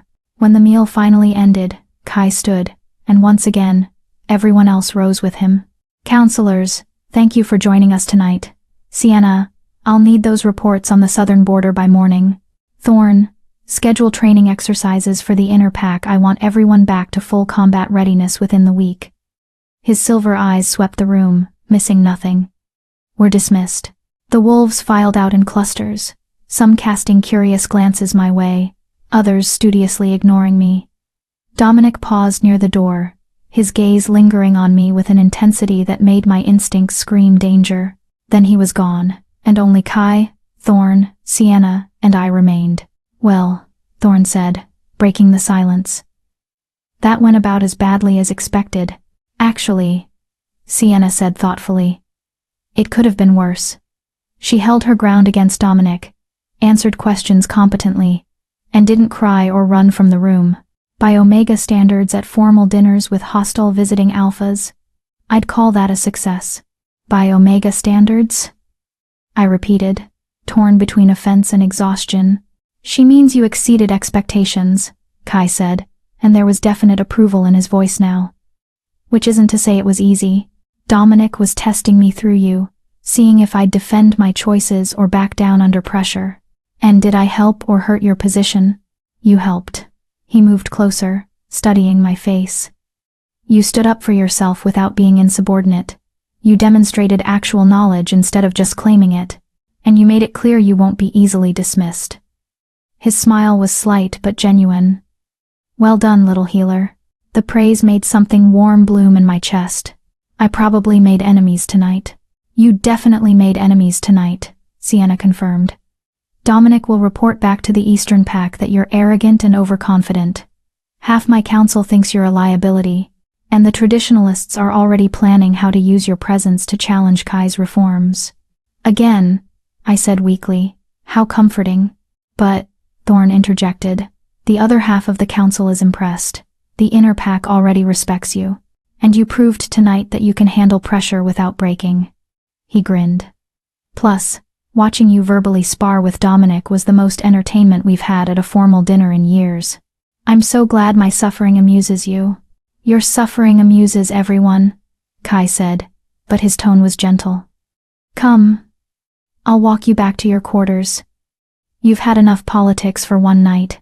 Sienna and Thorn said their goodnights and left, leaving me alone with Kai in the flickering candlelight of the dining hall.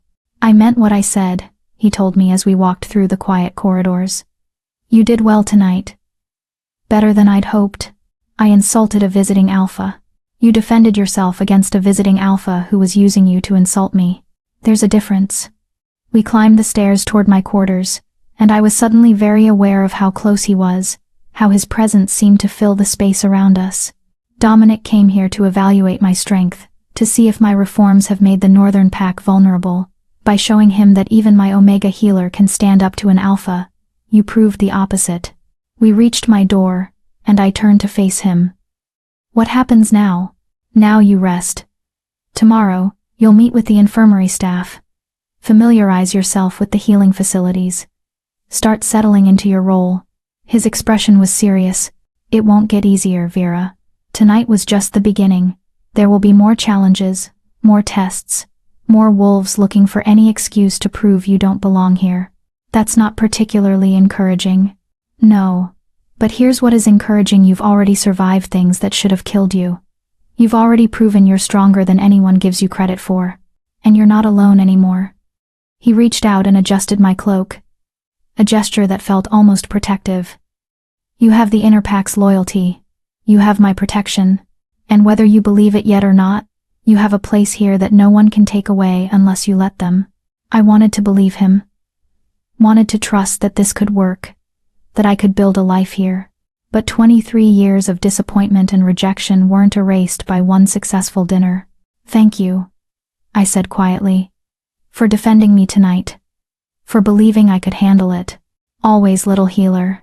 His silver eyes were intense in the dim light. "Sleep well. Tomorrow is a new beginning." He turned and walked away, leaving me standing in my doorway with my heart racing and my mind spinning with everything that had happened. I stepped inside my quarters and closed the door, leaning against it as the weight of the evening finally crashed over me. I'd survived my first formal dinner at court. I'd stood up to a hostile alpha. I'd made enemies and maybe possibly earned a tiny measure of respect. But as I changed into nightclothes and climbed into the absurdly comfortable bed, I couldn't shake the memory of Dominic's cold eyes. I couldn't forget the way some of the counselors had looked at me like I was a problem to be solved. Kai was building something new, something revolutionary, and I was apparently at the center of it, whether I wanted to be or not. I just hoped I was strong enough to survive what came next, because something told me the real test was still to come. Hit subscribe if watching people tear down someone trying their best makes you angry. Because Vera survived tonight, but she needs you in her corner for what's coming. Comment below if you've ever been tested just for existing. This story is for everyone who refused to break. Chapter 7. The Breaking Point. The next 3 weeks passed in a blur of overwhelming newness. True to his word, Kai gave me autonomy over the healing facilities. The infirmary was larger than my entire shelter had been, stocked with supplies I'd only dreamed of, staffed by 3 assistant healers who regarded me with varying degrees of skepticism and curiosity. I threw myself into the work, organizing supplies, treating minor injuries, learning the rhythms of the keep. Work was safe. Work was something I understood. The politics, however, were a minefield I navigated with decreasing success. The traditionalists on the council made their disapproval clear through 1,000 small cuts. They forgot to invite me to important meetings. They questioned my medical decisions in front of patients. They spoke over me during discussions and dismissed my input as the Omega's perspective, said with just enough condescension to make the insult clear. I endured it, kept my head down, focused on my patients and tried to ignore the whispers that followed me through the corridors. But it was the visiting delegations that wore me down most. Word had spread through the 5 territories about Kai's unprecedented decision to give an Omega Council status. Other packs sent representatives, some genuinely curious about the reforms, others clearly looking for evidence that the Northern Pack had grown weak. Each delegation brought new challenges, new tests, new ways of making it clear they found my presence offensive. Kai defended me every time, publicly, firmly, without hesitation, and I hated it. Not because I didn't appreciate his protection, I did, but because every defense made me feel more like a burden than an asset, more like a political statement than a person, more like I was proving the traditionalists right that I was a weakness Kai had to constantly shield. It all came to a head on a gray afternoon in my 4th week at the keep. I was in the infirmary, stitching a deep gash on a young guard's arm. Training accident, he'd said, though the wound looked more like it came from a deliberate blade strike than an accident. I was focused on my work, carefully placing each stitch, when the door slammed open. 3 wolves entered, all wearing the insignia of the council guard, all carrying themselves with the aggressive confidence of those who believed they had authority on their side. The leader was a male I recognized from council meetings, Gareth, one of the senior traditionalists who'd made his disapproval of me abundantly clear from day one. "Omega," he said, not bothering with my name. "You're needed in the main hall. Council session. Now." I didn't look up from my stitching. "I'm with a patient. Whatever it is can wait until..." "It can't wait." Gareth stepped closer, and I felt the young guard tense beneath my hands. "Alpha King's orders. You're to attend immediately." That made me pause. Kai knew better than to summon me mid-treatment. He'd made it clear that my medical work took precedence over politics unless it was a true emergency. "What's the emergency?" I asked, tying off the final stitch and beginning to bandage the wound. "The council has questions about your handling of the supply shortage in the Eastern Infirmary. There are concerns about your competence." My hands stilled. The Eastern Infirmary was a small facility I'd reorganized 2 weeks ago, redistributing supplies more efficiently after discovering they'd been hoarding medications while the main infirmary ran short. It had been a logical, necessary decision, one that had improved patient care across the board. It had also embarrassed the healer who'd been running the Eastern facility. A traditionalist, who'd made no secret of his belief that Omegas had no business managing medical facilities. My competence, I repeated slowly, finishing the bandage. Based on what evidence? That's what the council wants to discuss. With you. Now. Gareth's smile was cold. Unless you're refusing a direct summons from the Alpha King? It was a trap. I could feel it. But refusing would be worse than walking into whatever they had planned. Fine. I stood, removing my bloodied apron and washing my hands quickly. Let's go. The walk to the main hall felt like a march to execution. Wolves stopped what they were doing to watch us pass, some with curiosity, others with barely concealed satisfaction. Word had spread fast. The Omega was finally being called to account. The main hall was packed when we arrived. Not just the council, but dozens of other wolves, witnesses, I realized. An audience for whatever public humiliation they had planned. Kai stood at the head of the room, his expression unreadable. Sienna was beside him, her face carefully neutral. Thorn leaned against the wall with his arms crossed, looking furious but contained. And standing in the center of the room, wearing an expression of injured dignity, was Aldrich the healer I'd displaced from the Eastern Infirmary. "Ah, Vera," said Counselor Brennan, one of the most vocal traditionalists. "Thank you for joining us. We have concerns about your recent reorganization of medical supplies." I kept my voice level. "What concerns?" "Aldrich has brought to our attention that your redistribution of Eastern Infirmary supplies has left them dangerously understocked. He reports that they're now unable to treat serious injuries, and that this puts wolves in that sector at risk." It was a lie. A complete, calculated lie. "That's not accurate," I said clearly. The Eastern Infirmary was overstocked on non-essential supplies while hoarding critical medications. I redistributed to ensure all facilities had appropriate resources based on patient volume and injury frequency. The Eastern Infirmary now has exactly what it needs, no more, no less. "You question my professional assessment?" Aldrich demanded, his voice dripping with offense. "I've been a pack healer for 30 years. You're an untrained Omega who's been here less than a month. And you think you know better than I do what my facility needs? I think the supply logs speak for themselves," I replied steadily. The Eastern Infirmary had enough fever reducers stockpiled to treat the entire keep twice over, while the main infirmary was rationing. "That's not sound medical practice, that's hoarding." "That's your interpretation," Brennan interjected smoothly. "As an Omega, with no formal training, no oversight, and frankly, no business making decisions that affect pack welfare. She has the Alpha King's authority to make those decisions," Sienna said sharply. "Does she?" Brennan turned to Kai with carefully crafted concern. "Alpha King, with all due respect, this situation highlights exactly what many of us have been trying to explain. Giving unprecedented authority to an unqualified Omega, no matter how well-intentioned, creates risks. She may have saved the inner pack during the blizzard, and for that we're grateful. But gratitude shouldn't override common sense.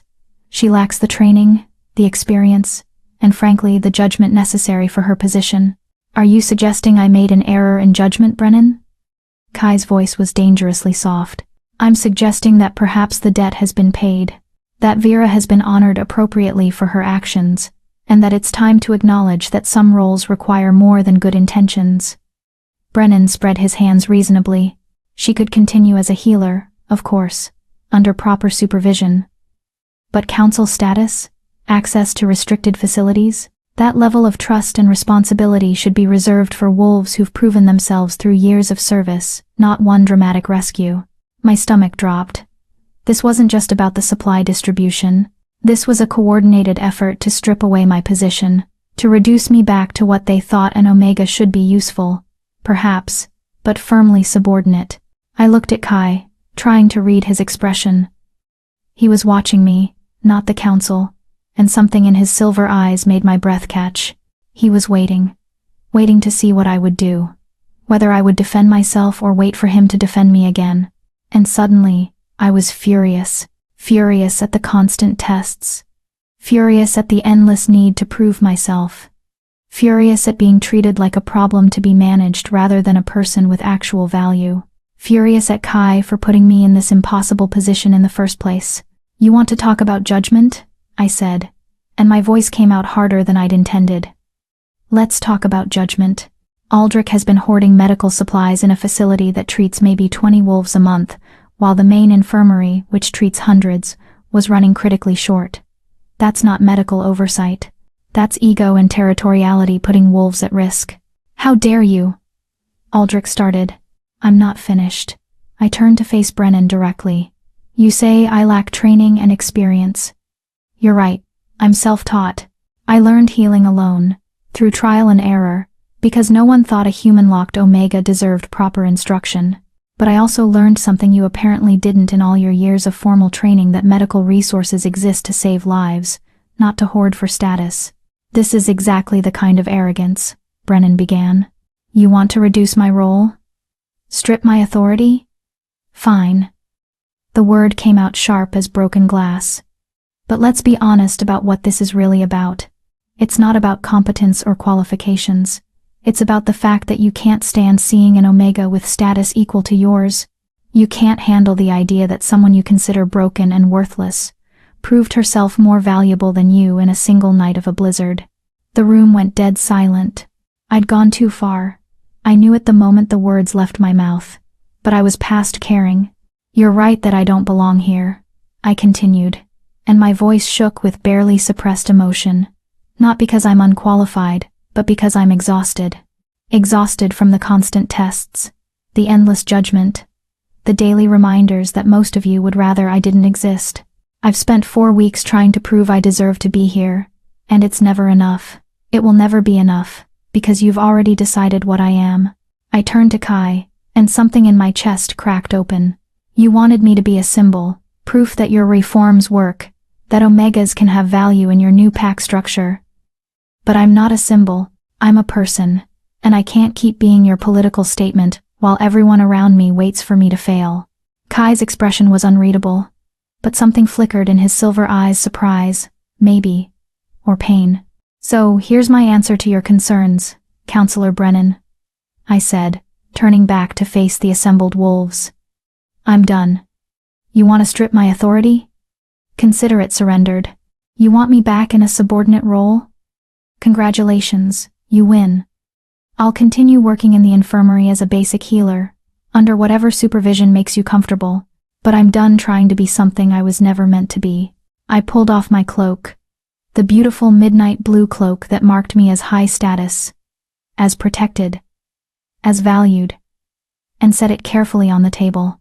Thank you for the opportunity, Alpha King, but I think we both know this was a mistake. Then I walked out of the main hall, through the shocked silence, past the staring wolves, and didn't look back.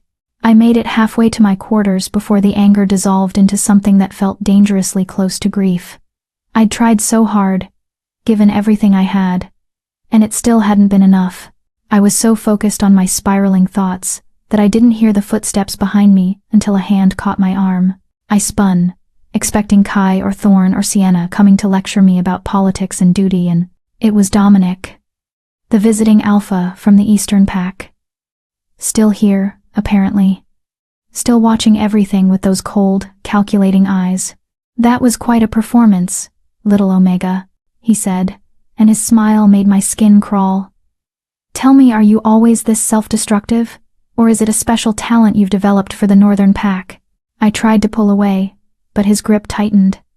Not painfully, but firmly enough to make his point. What do you want? I asked. To make you an offer. His eyes glittered with something predatory. You clearly don't belong here. The Northern Pack doesn't appreciate what you have to offer. But the Eastern Territories, we understand the value of talented healers, especially ones with your particular fortitude. Talent. Understanding crashed over me. You want me to defect? I want to give you an option beyond this gilded cage Kai has built for you. Dominic leaned closer, and I could smell smoke and foreign spices on his skin. Come to the Eastern Pack. No political games, no tests, no pretending to be something you're not. Just honest work, fair compensation, and freedom from this endless judgment. It was tempting, dangerously tempting. But some instinct, the same one that had made me open my door during the blizzard, told me this was a trap wrapped in false promises. No, I said firmly. Thank you for the offer, but no. His expression hardened. You're sure? Because I don't think you understand how badly you just damaged your position here. You publicly defied the council, insulted senior members, and rejected the Alpha King's protection. There's no coming back from that, little Omega. You're finished here. Then I'm finished here. I pulled free of his grip. But I'm not going with you. Pity. Dominic stepped back, and his smile was sharp as a blade. I would have treated you far better than Kai ever could. But if you'd rather fall with the Northern Pack's failed experiment, that's your choice. He walked away, leaving me standing alone in the corridor, trembling with adrenaline, and the growing certainty that I'd just made everything infinitely worse. I didn't go back to my quarters. Instead, I found myself in the infirmary, in the small supply room, where no one would think to look for me. I sank to the floor among the bandages and medications, wrapped my arms around my knees, and let myself finally, privately, break down. I'd tried so hard, fought so desperately to prove I belonged, and I'd failed. Worse, I'd probably destroyed Kai's reforms in the process, given the traditionalists exactly the ammunition they needed to argue that Omegas couldn't handle positions of authority. I'd been at the keep for 4 weeks, and it had taken exactly 4 weeks for me to prove everyone right that I was broken, arrogant, and completely unsuited for the role Kai had given me. The door opened. I didn't look up, couldn't bear to see whether it was Kai coming to dismiss me, or Sienna coming to lecture me, or Thorn coming to say he'd been wrong about my strength. Little healer. Kai's voice was soft. Careful. We need to talk. I know, I said to the floor. I'll pack my things. I'll leave quietly. I won't make this any harder for you than I already have. Look at me, Vera. I didn't want to. But something in his tone made it impossible to refuse. I raised my eyes to find him crouched in front of me, still in his formal council clothes, his silver eyes intense with an emotion I couldn't name. You're not going anywhere, he said. What? You're not leaving. You're not packing. And you're definitely not surrendering your position because Brennan and his faction of cowards managed to make you feel small. His voice was firm, but there was something gentle underneath. Do you know what I saw in that hall tonight? I shook my head. I saw an Omega stand up to a coordinated attack by some of the most powerful wolves in my council. I saw you defend your decisions with facts and logic instead of appeals to authority. I saw you call out hoarding and poor judgment without flinching. He reached out and tilted my chin up, forcing me to hold his gaze. And I saw you finally stop waiting for me to rescue you and rescue yourself instead. But I failed. I gave up my position. You claimed your agency, he interrupted. You made it clear that you're not here to be my political symbol, that you have your own boundaries and needs. That's not failure, Vera. That's exactly the kind of strength I've been trying to build in this pack. The council will never accept me now. I insulted them. The council will accept what I tell them to accept. His smile was sharp. And what I'm telling them is that you're staying, with full authority restored, because you were absolutely right about the supply hoarding, about Aldrich's ego endangering patient care, and about the fact that most of them are too busy protecting their status to care about actual competence. I stared at him. You can't just, they'll revolt. Let them try. He stood, pulling me to my feet with him. I've been too gentle with the traditionalists, letting them test you, thinking they'd eventually come around. Tonight proved they won't. So we're done playing their games. What does that mean? It means I'm calling their bluff. Tomorrow, I'm making it clear that any counselor who can't work with you is welcome to step down. That the reforms are permanent. That the Northern Pack moves forward, or not at all. His silver eyes were fierce. And it means you're going to stop apologizing for taking up space. You earned your place here, Vera. It's time you believed that. What if I can't? The words came out small and broken. What if they're right, and I really am just a broken Omega, pretending to be something I'm not? Kai cupped my face in his hands, and the gentleness of the gesture nearly undid me. Then you're a broken Omega who saved 25 lives in a blizzard, who reorganized an entire medical system in 4 weeks, who stood up to hostile alphas and councils and constant judgment without breaking.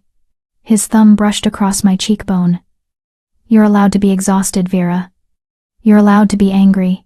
You're even allowed to doubt yourself. But you are not allowed to give up. Not when we're this close. Close to what? To proving that the new way works. To building a pack where value isn't determined by bloodline or ability to shift. To creating something better. He paused. And maybe, if I'm being honest, close to something that has nothing to do with politics, and everything to do with the fact that I've spent 4 weeks watching you be brave when you had every reason to run, and I'm starting to think. He stopped himself, but the air between us suddenly felt electric. Think what? I whispered. That's a conversation for another time, he said quietly, releasing my face. First, we survive tomorrow's council session. Then, his smile was slight and surprisingly uncertain. Then we'll see. He left before I could ask what that meant, before I could process the implication, before I could do anything but stand there with my heart racing and my entire world tilting on its axis. Tomorrow, the real fight would begin. But tonight I would rest. And tomorrow, I would face the council again. Only this time, I wouldn't be fighting alone. Chapter 8. The Alpha King's Choice. I didn't sleep that night. Instead, I sat by the window in my quarters, watching the moon track across the sky, and replaying every moment of the disastrous council session. Every word I'd said, every bridge I'd burned, every way I'd potentially destroyed everything Kai had been trying to build. And underneath all of that, his words, spoken in the supply room, with an intensity that made my chest ache. Then we'll see. See what? What had he almost said before stopping himself? Dawn came too quickly, painting the mountains in shades of gold and crimson. I dressed carefully in the midnight blue gown, but I left the cloak where I'd set it on my table. If Kai wanted me at today's council session, I'd go. But I'd go as myself, not as his political statement, not as a symbol of his reforms. Just as Vera, the Omega who'd somehow found herself at the center of a revolution she'd never asked to join. The knock came precisely at sunrise. I opened the door expecting Thorn or Sienna. Instead, I found Kai himself, still in his formal clothes from last night, looking like he hadn't slept either. Walk with me, he said. Not a command. A request. I followed him through the quiet keep, down corridors I'd never explored, until we emerged onto a balcony overlooking the eastern mountains. The view was breathtaking, endless peaks painted in dawn light, valleys still wrapped in shadow, the whole world spread out below us like a promise. My father used to bring me here, Kai said quietly, leaning against the stone railing. After he'd beaten me for some perceived failure, he'd stand right here and tell me that weakness was unforgivable, that mercy was for fools, that a true alpha rules through fear. He was silent for a moment. Then he'd make me watch while he punished whichever servant or Omega had dared to show me kindness. My throat tightened. Kai, I'm not telling you this for sympathy. He turned to face me, and his silver eyes were haunted. I'm telling you because you need to understand what I'm fighting against. My father's legacy.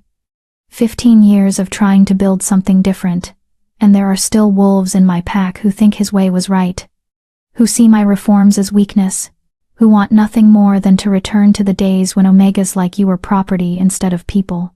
I know, I said softly. I've lived in that world my entire life. I know you have. Which is why... He stopped, seeming to struggle with something. Vera, what I said last night wasn't entirely true. My stomach dropped. What part? The part about you being a political symbol. About needing you to prove the reforms work. He moved closer, and I could see exhaustion written in the lines of his face. That was true at first. When I brought you here, I thought this is perfect. An Omega who saved my inner pack. A clear demonstration that compassion and competence matter more than bloodline. I thought if I could integrate you successfully, it would strengthen everything I'd built. And now? I asked, even though I wasn't sure I wanted to hear the answer. Now I realize that was incredibly unfair to you. That I used your gratitude and your isolation to manipulate you into a position you never should have had to fight for alone. That I put you in the center of a political battle and expected you to just endure it. His jaw tightened. Last night, when you walked out of that hall, when you stripped off that cloak and told me this was a mistake, you were right. Not about being unqualified or not belonging, but about the fact that I made you into a symbol instead of treating you like a person. I didn't know what to say. Part of me wanted to argue, to tell him it wasn't that simple. But a larger part recognized the truth in his words. So what happens now? I asked. Now I give you a real choice. Not the false choice I gave you at your shelter, come with me, or be followed by 300 wolves. A real one. He took a breath. Stay, not as my political proof or my reformation project. Stay as my healer, with the authority and status you've earned through your own actions. Help me build this pack into something better.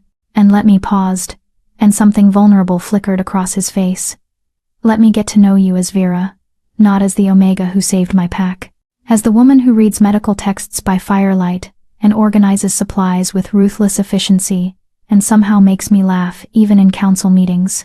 My heart was beating so hard I could barely hear over it. Or leave. I'll provide you with resources, protection, a place in any territory you choose. The debt is paid. The obligation is fulfilled. You're free to go wherever you want, be whoever you want, without the weight of my reforms or my court or my well. He stopped himself again. You're what? I whispered. He looked at me for a long moment, and the intensity in his silver eyes stole my breath. My hope, he said finally. That maybe you'd choose to stay not because you owe me, not because of duty or debt, but because you want to. Because you see something worth staying for. The words hung between us like a held breath. I thought about my shelter, about the quiet, safe life I'd built alone, about the fact that leaving the keep would mean returning to obscurity, to being forgotten, to never having to prove myself again. And I thought about the last 4 weeks, the challenges and the tests and the constant judgment, but also the infirmary and the patients who'd started to trust me, Thorne's friendship and Sienna's grudging respect.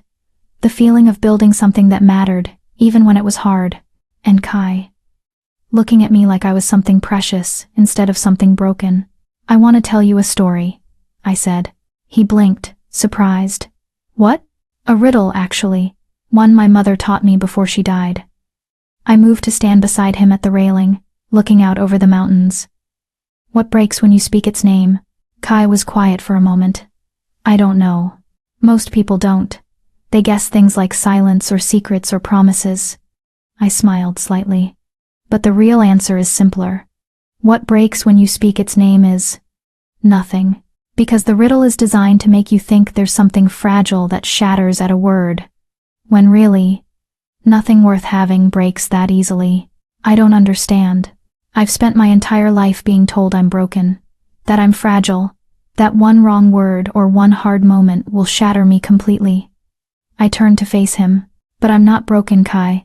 I'm scarred and exhausted and absolutely terrified of failing. But I'm not fragile. I don't shatter. I know, he said softly. Do you? Because for 4 weeks, you've been protecting me, defending me, shielding me from the worst of the council's hostility, and I appreciate it, I do.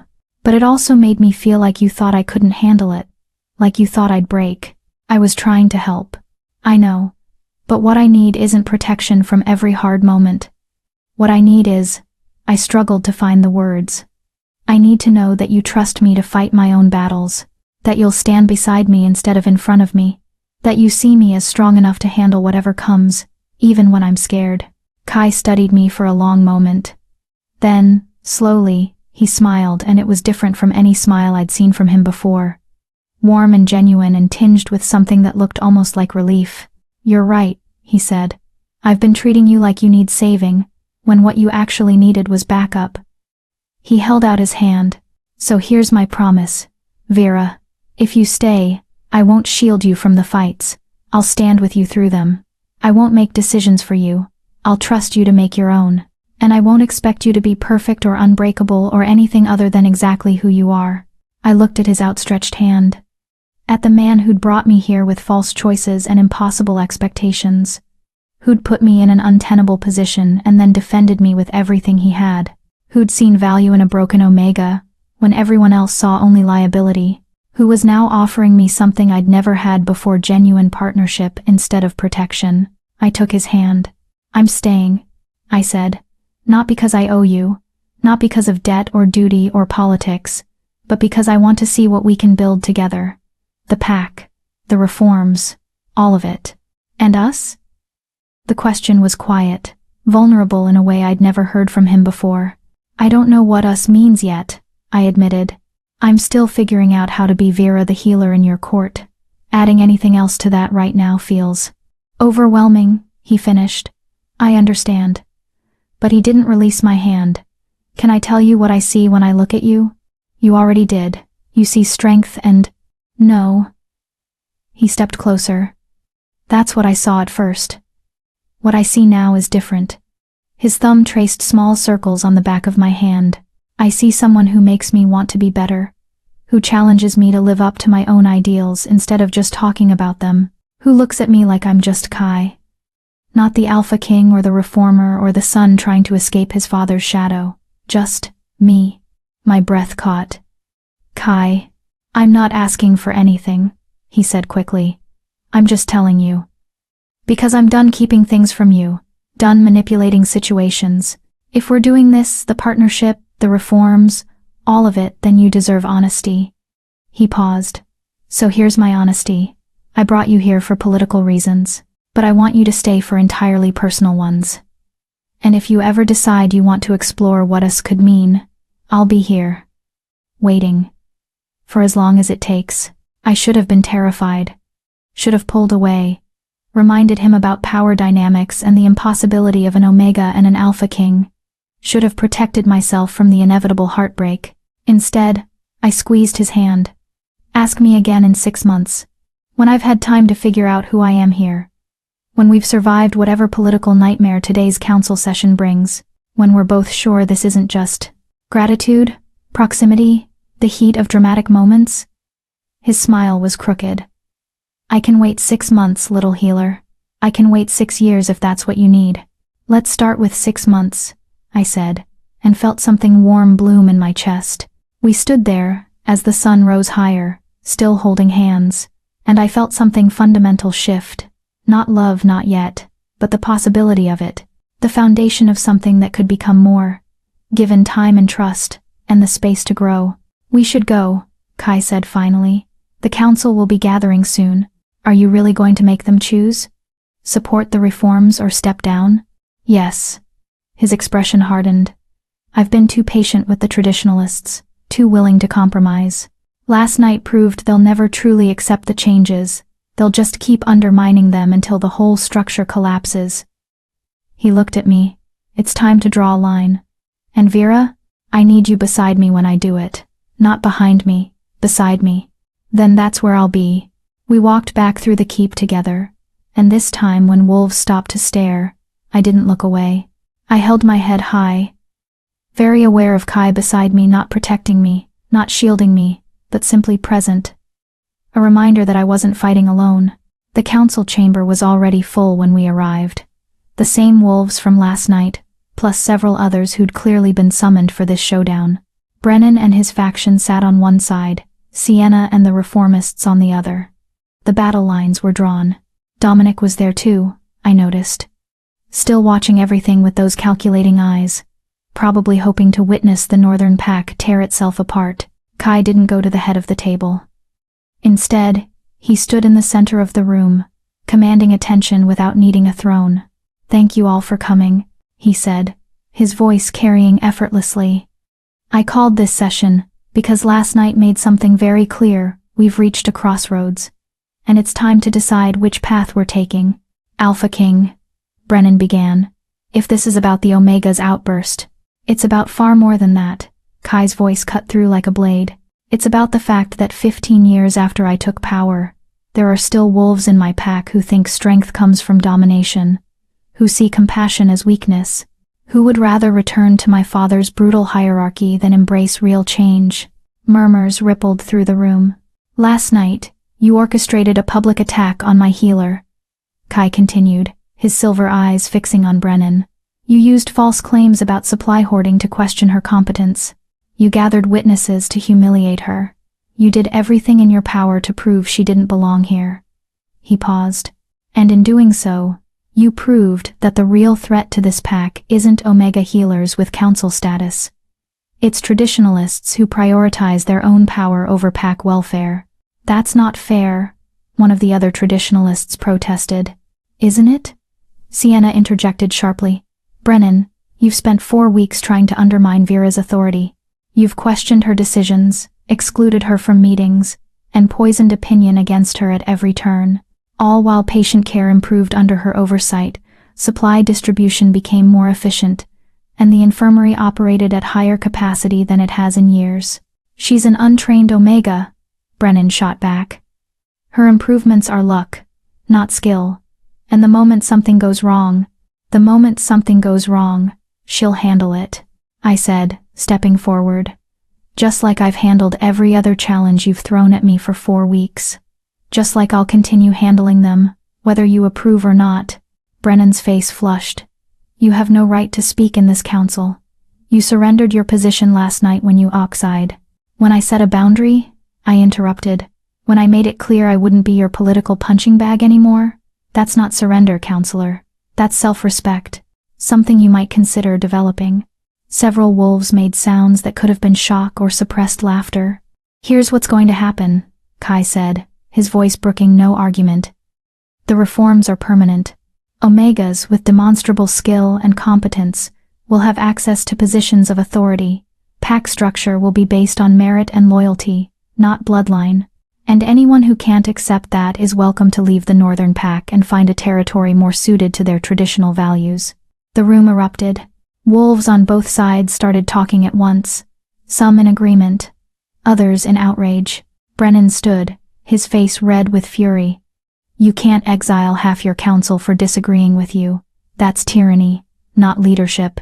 I'm not exiling anyone, Kai said calmly. I'm giving you a choice. Stay and support the pack I'm building, or leave and build something else elsewhere. But what you cannot do is stay and undermine everything we're working toward. And if we choose to stay and vote against your reforms in council, another traditionalist demanded, then you vote against them. That's how councils work. Kai's smile was sharp. But you vote in good faith, based on genuine concerns about policy, not based on prejudice against Omegas or attachment to the way things used to be. You debate, you disagree, you compromise. What you don't do is orchestrate coordinated attacks on individual pack members to prove political points. He turned to address the whole room. I became Alpha King to change things. To build a pack where worth isn't determined by birth or by how powerful your wolf is, where Omegas have agency, Betas have voice, and everyone has a chance to contribute based on their actual abilities. That vision isn't negotiable. If you can work within it, even if you disagree with specific policies, then I want you here. But if you fundamentally oppose the idea that wolves like Vera deserve status and respect, then we have nothing more to discuss. The silence that followed was deafening. Then, slowly, Sienna stood. I support the Alpha King's vision. I always have. And for the record, Vera has been the most competent healer we've had in my 15 years on this council. Thorn stood next. The inner pack stands with the Alpha King. And with Vera. One by one, the reformists stood. Then, some of the moderates. Then, surprisingly, a few wolves I'd thought were traditionalists rose as well, wolves who apparently valued competence over ideology. Brennan remained seated, along with 5 other hardline traditionalists. They looked at each other, some silent communication passing between them. Finally, Brennan stood. But not in support. I cannot serve in a pack that elevates Omegas above their station, he said stiffly. I believe you're making a grave mistake, Alpha King.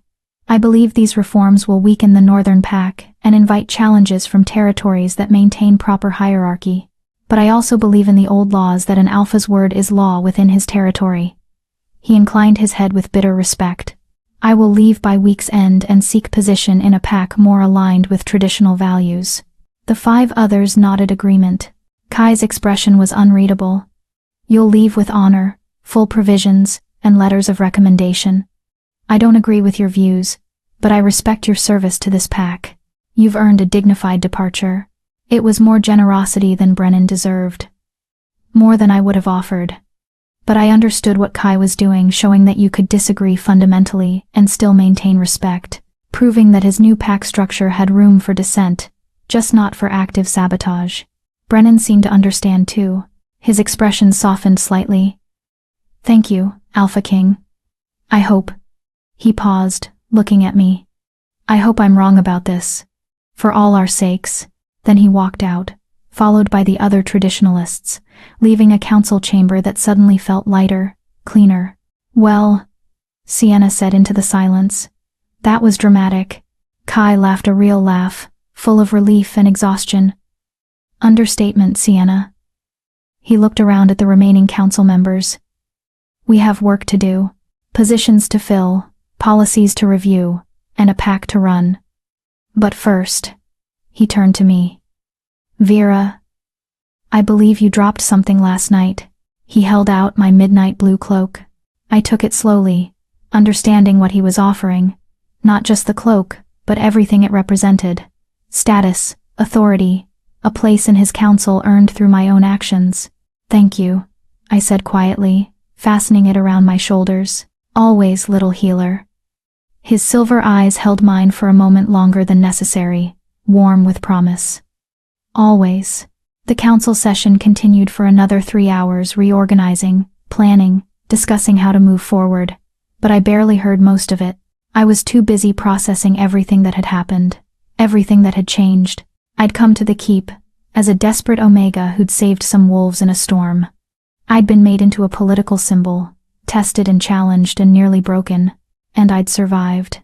Not by being perfect, not by never faltering, but by being exactly who I was, scarred and stubborn and strong enough to keep standing even when standing was the hardest thing I'd ever done. 6 months later, I stood on the same balcony where Kai had offered me a real choice.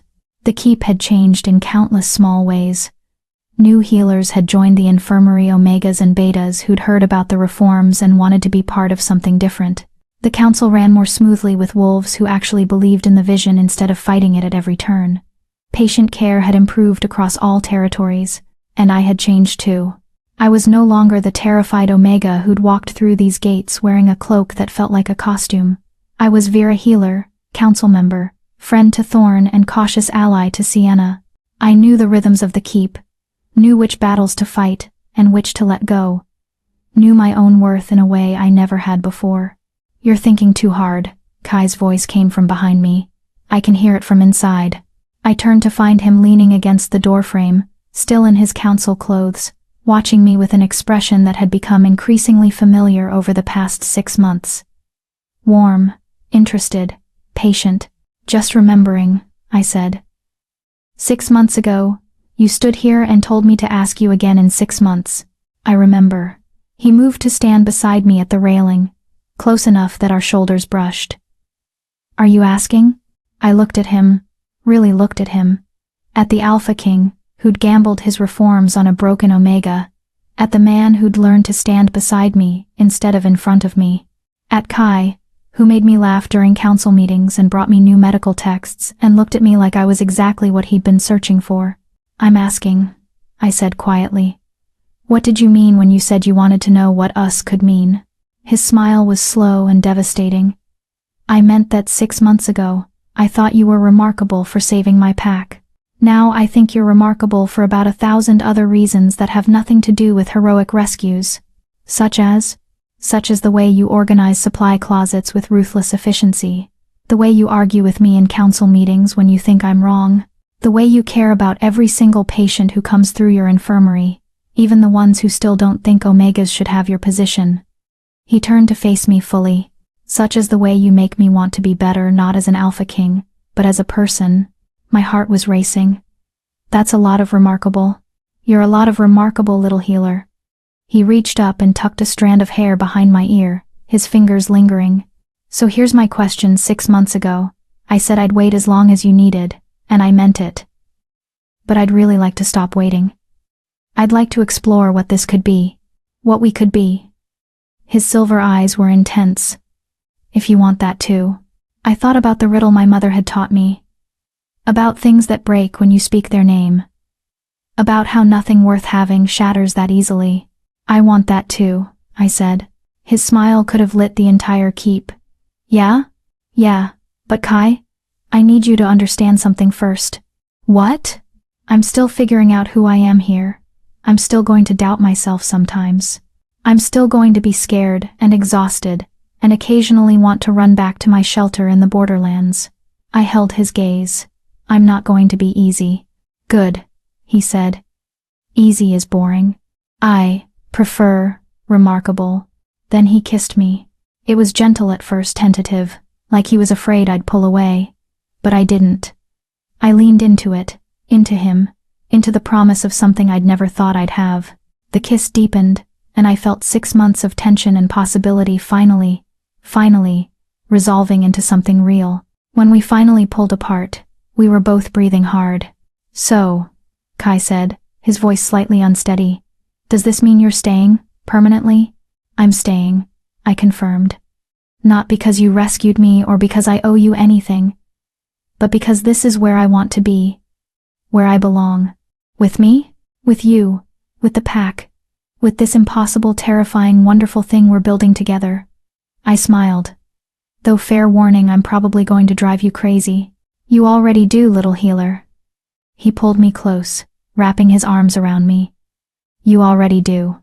We stood there as the sun set over the mountains, the Alpha King and the Omega who couldn't shift, and I felt something fundamental settle in my chest. I was home, not because of grand rescues or dramatic gestures or political reforms, though those had brought me here, but because I'd finally found a place where being broken didn't make me worthless, where my scars were proof of survival instead of shame, where someone looked at me and saw not what I lacked, but everything I was. Kai? I said against his chest. Thank you, for seeing something worth saving. His arms tightened around me. Always, Vera. Always. And I believed him. If Vera's journey from broken Omega to powerful healer resonated with you, you'll love this book on the screen titled Rejected by the Alpha. It's a glow-up revenge romance about an Omega who refuses to stay down after rejection. And trust me, the revenge is satisfying. Grab your copy using the link in the description below. And if you enjoyed Vera's story, don't forget to subscribe for more emotional wolf shifter romances that celebrate the underdogs, the broken, and the ones who refuse to give up.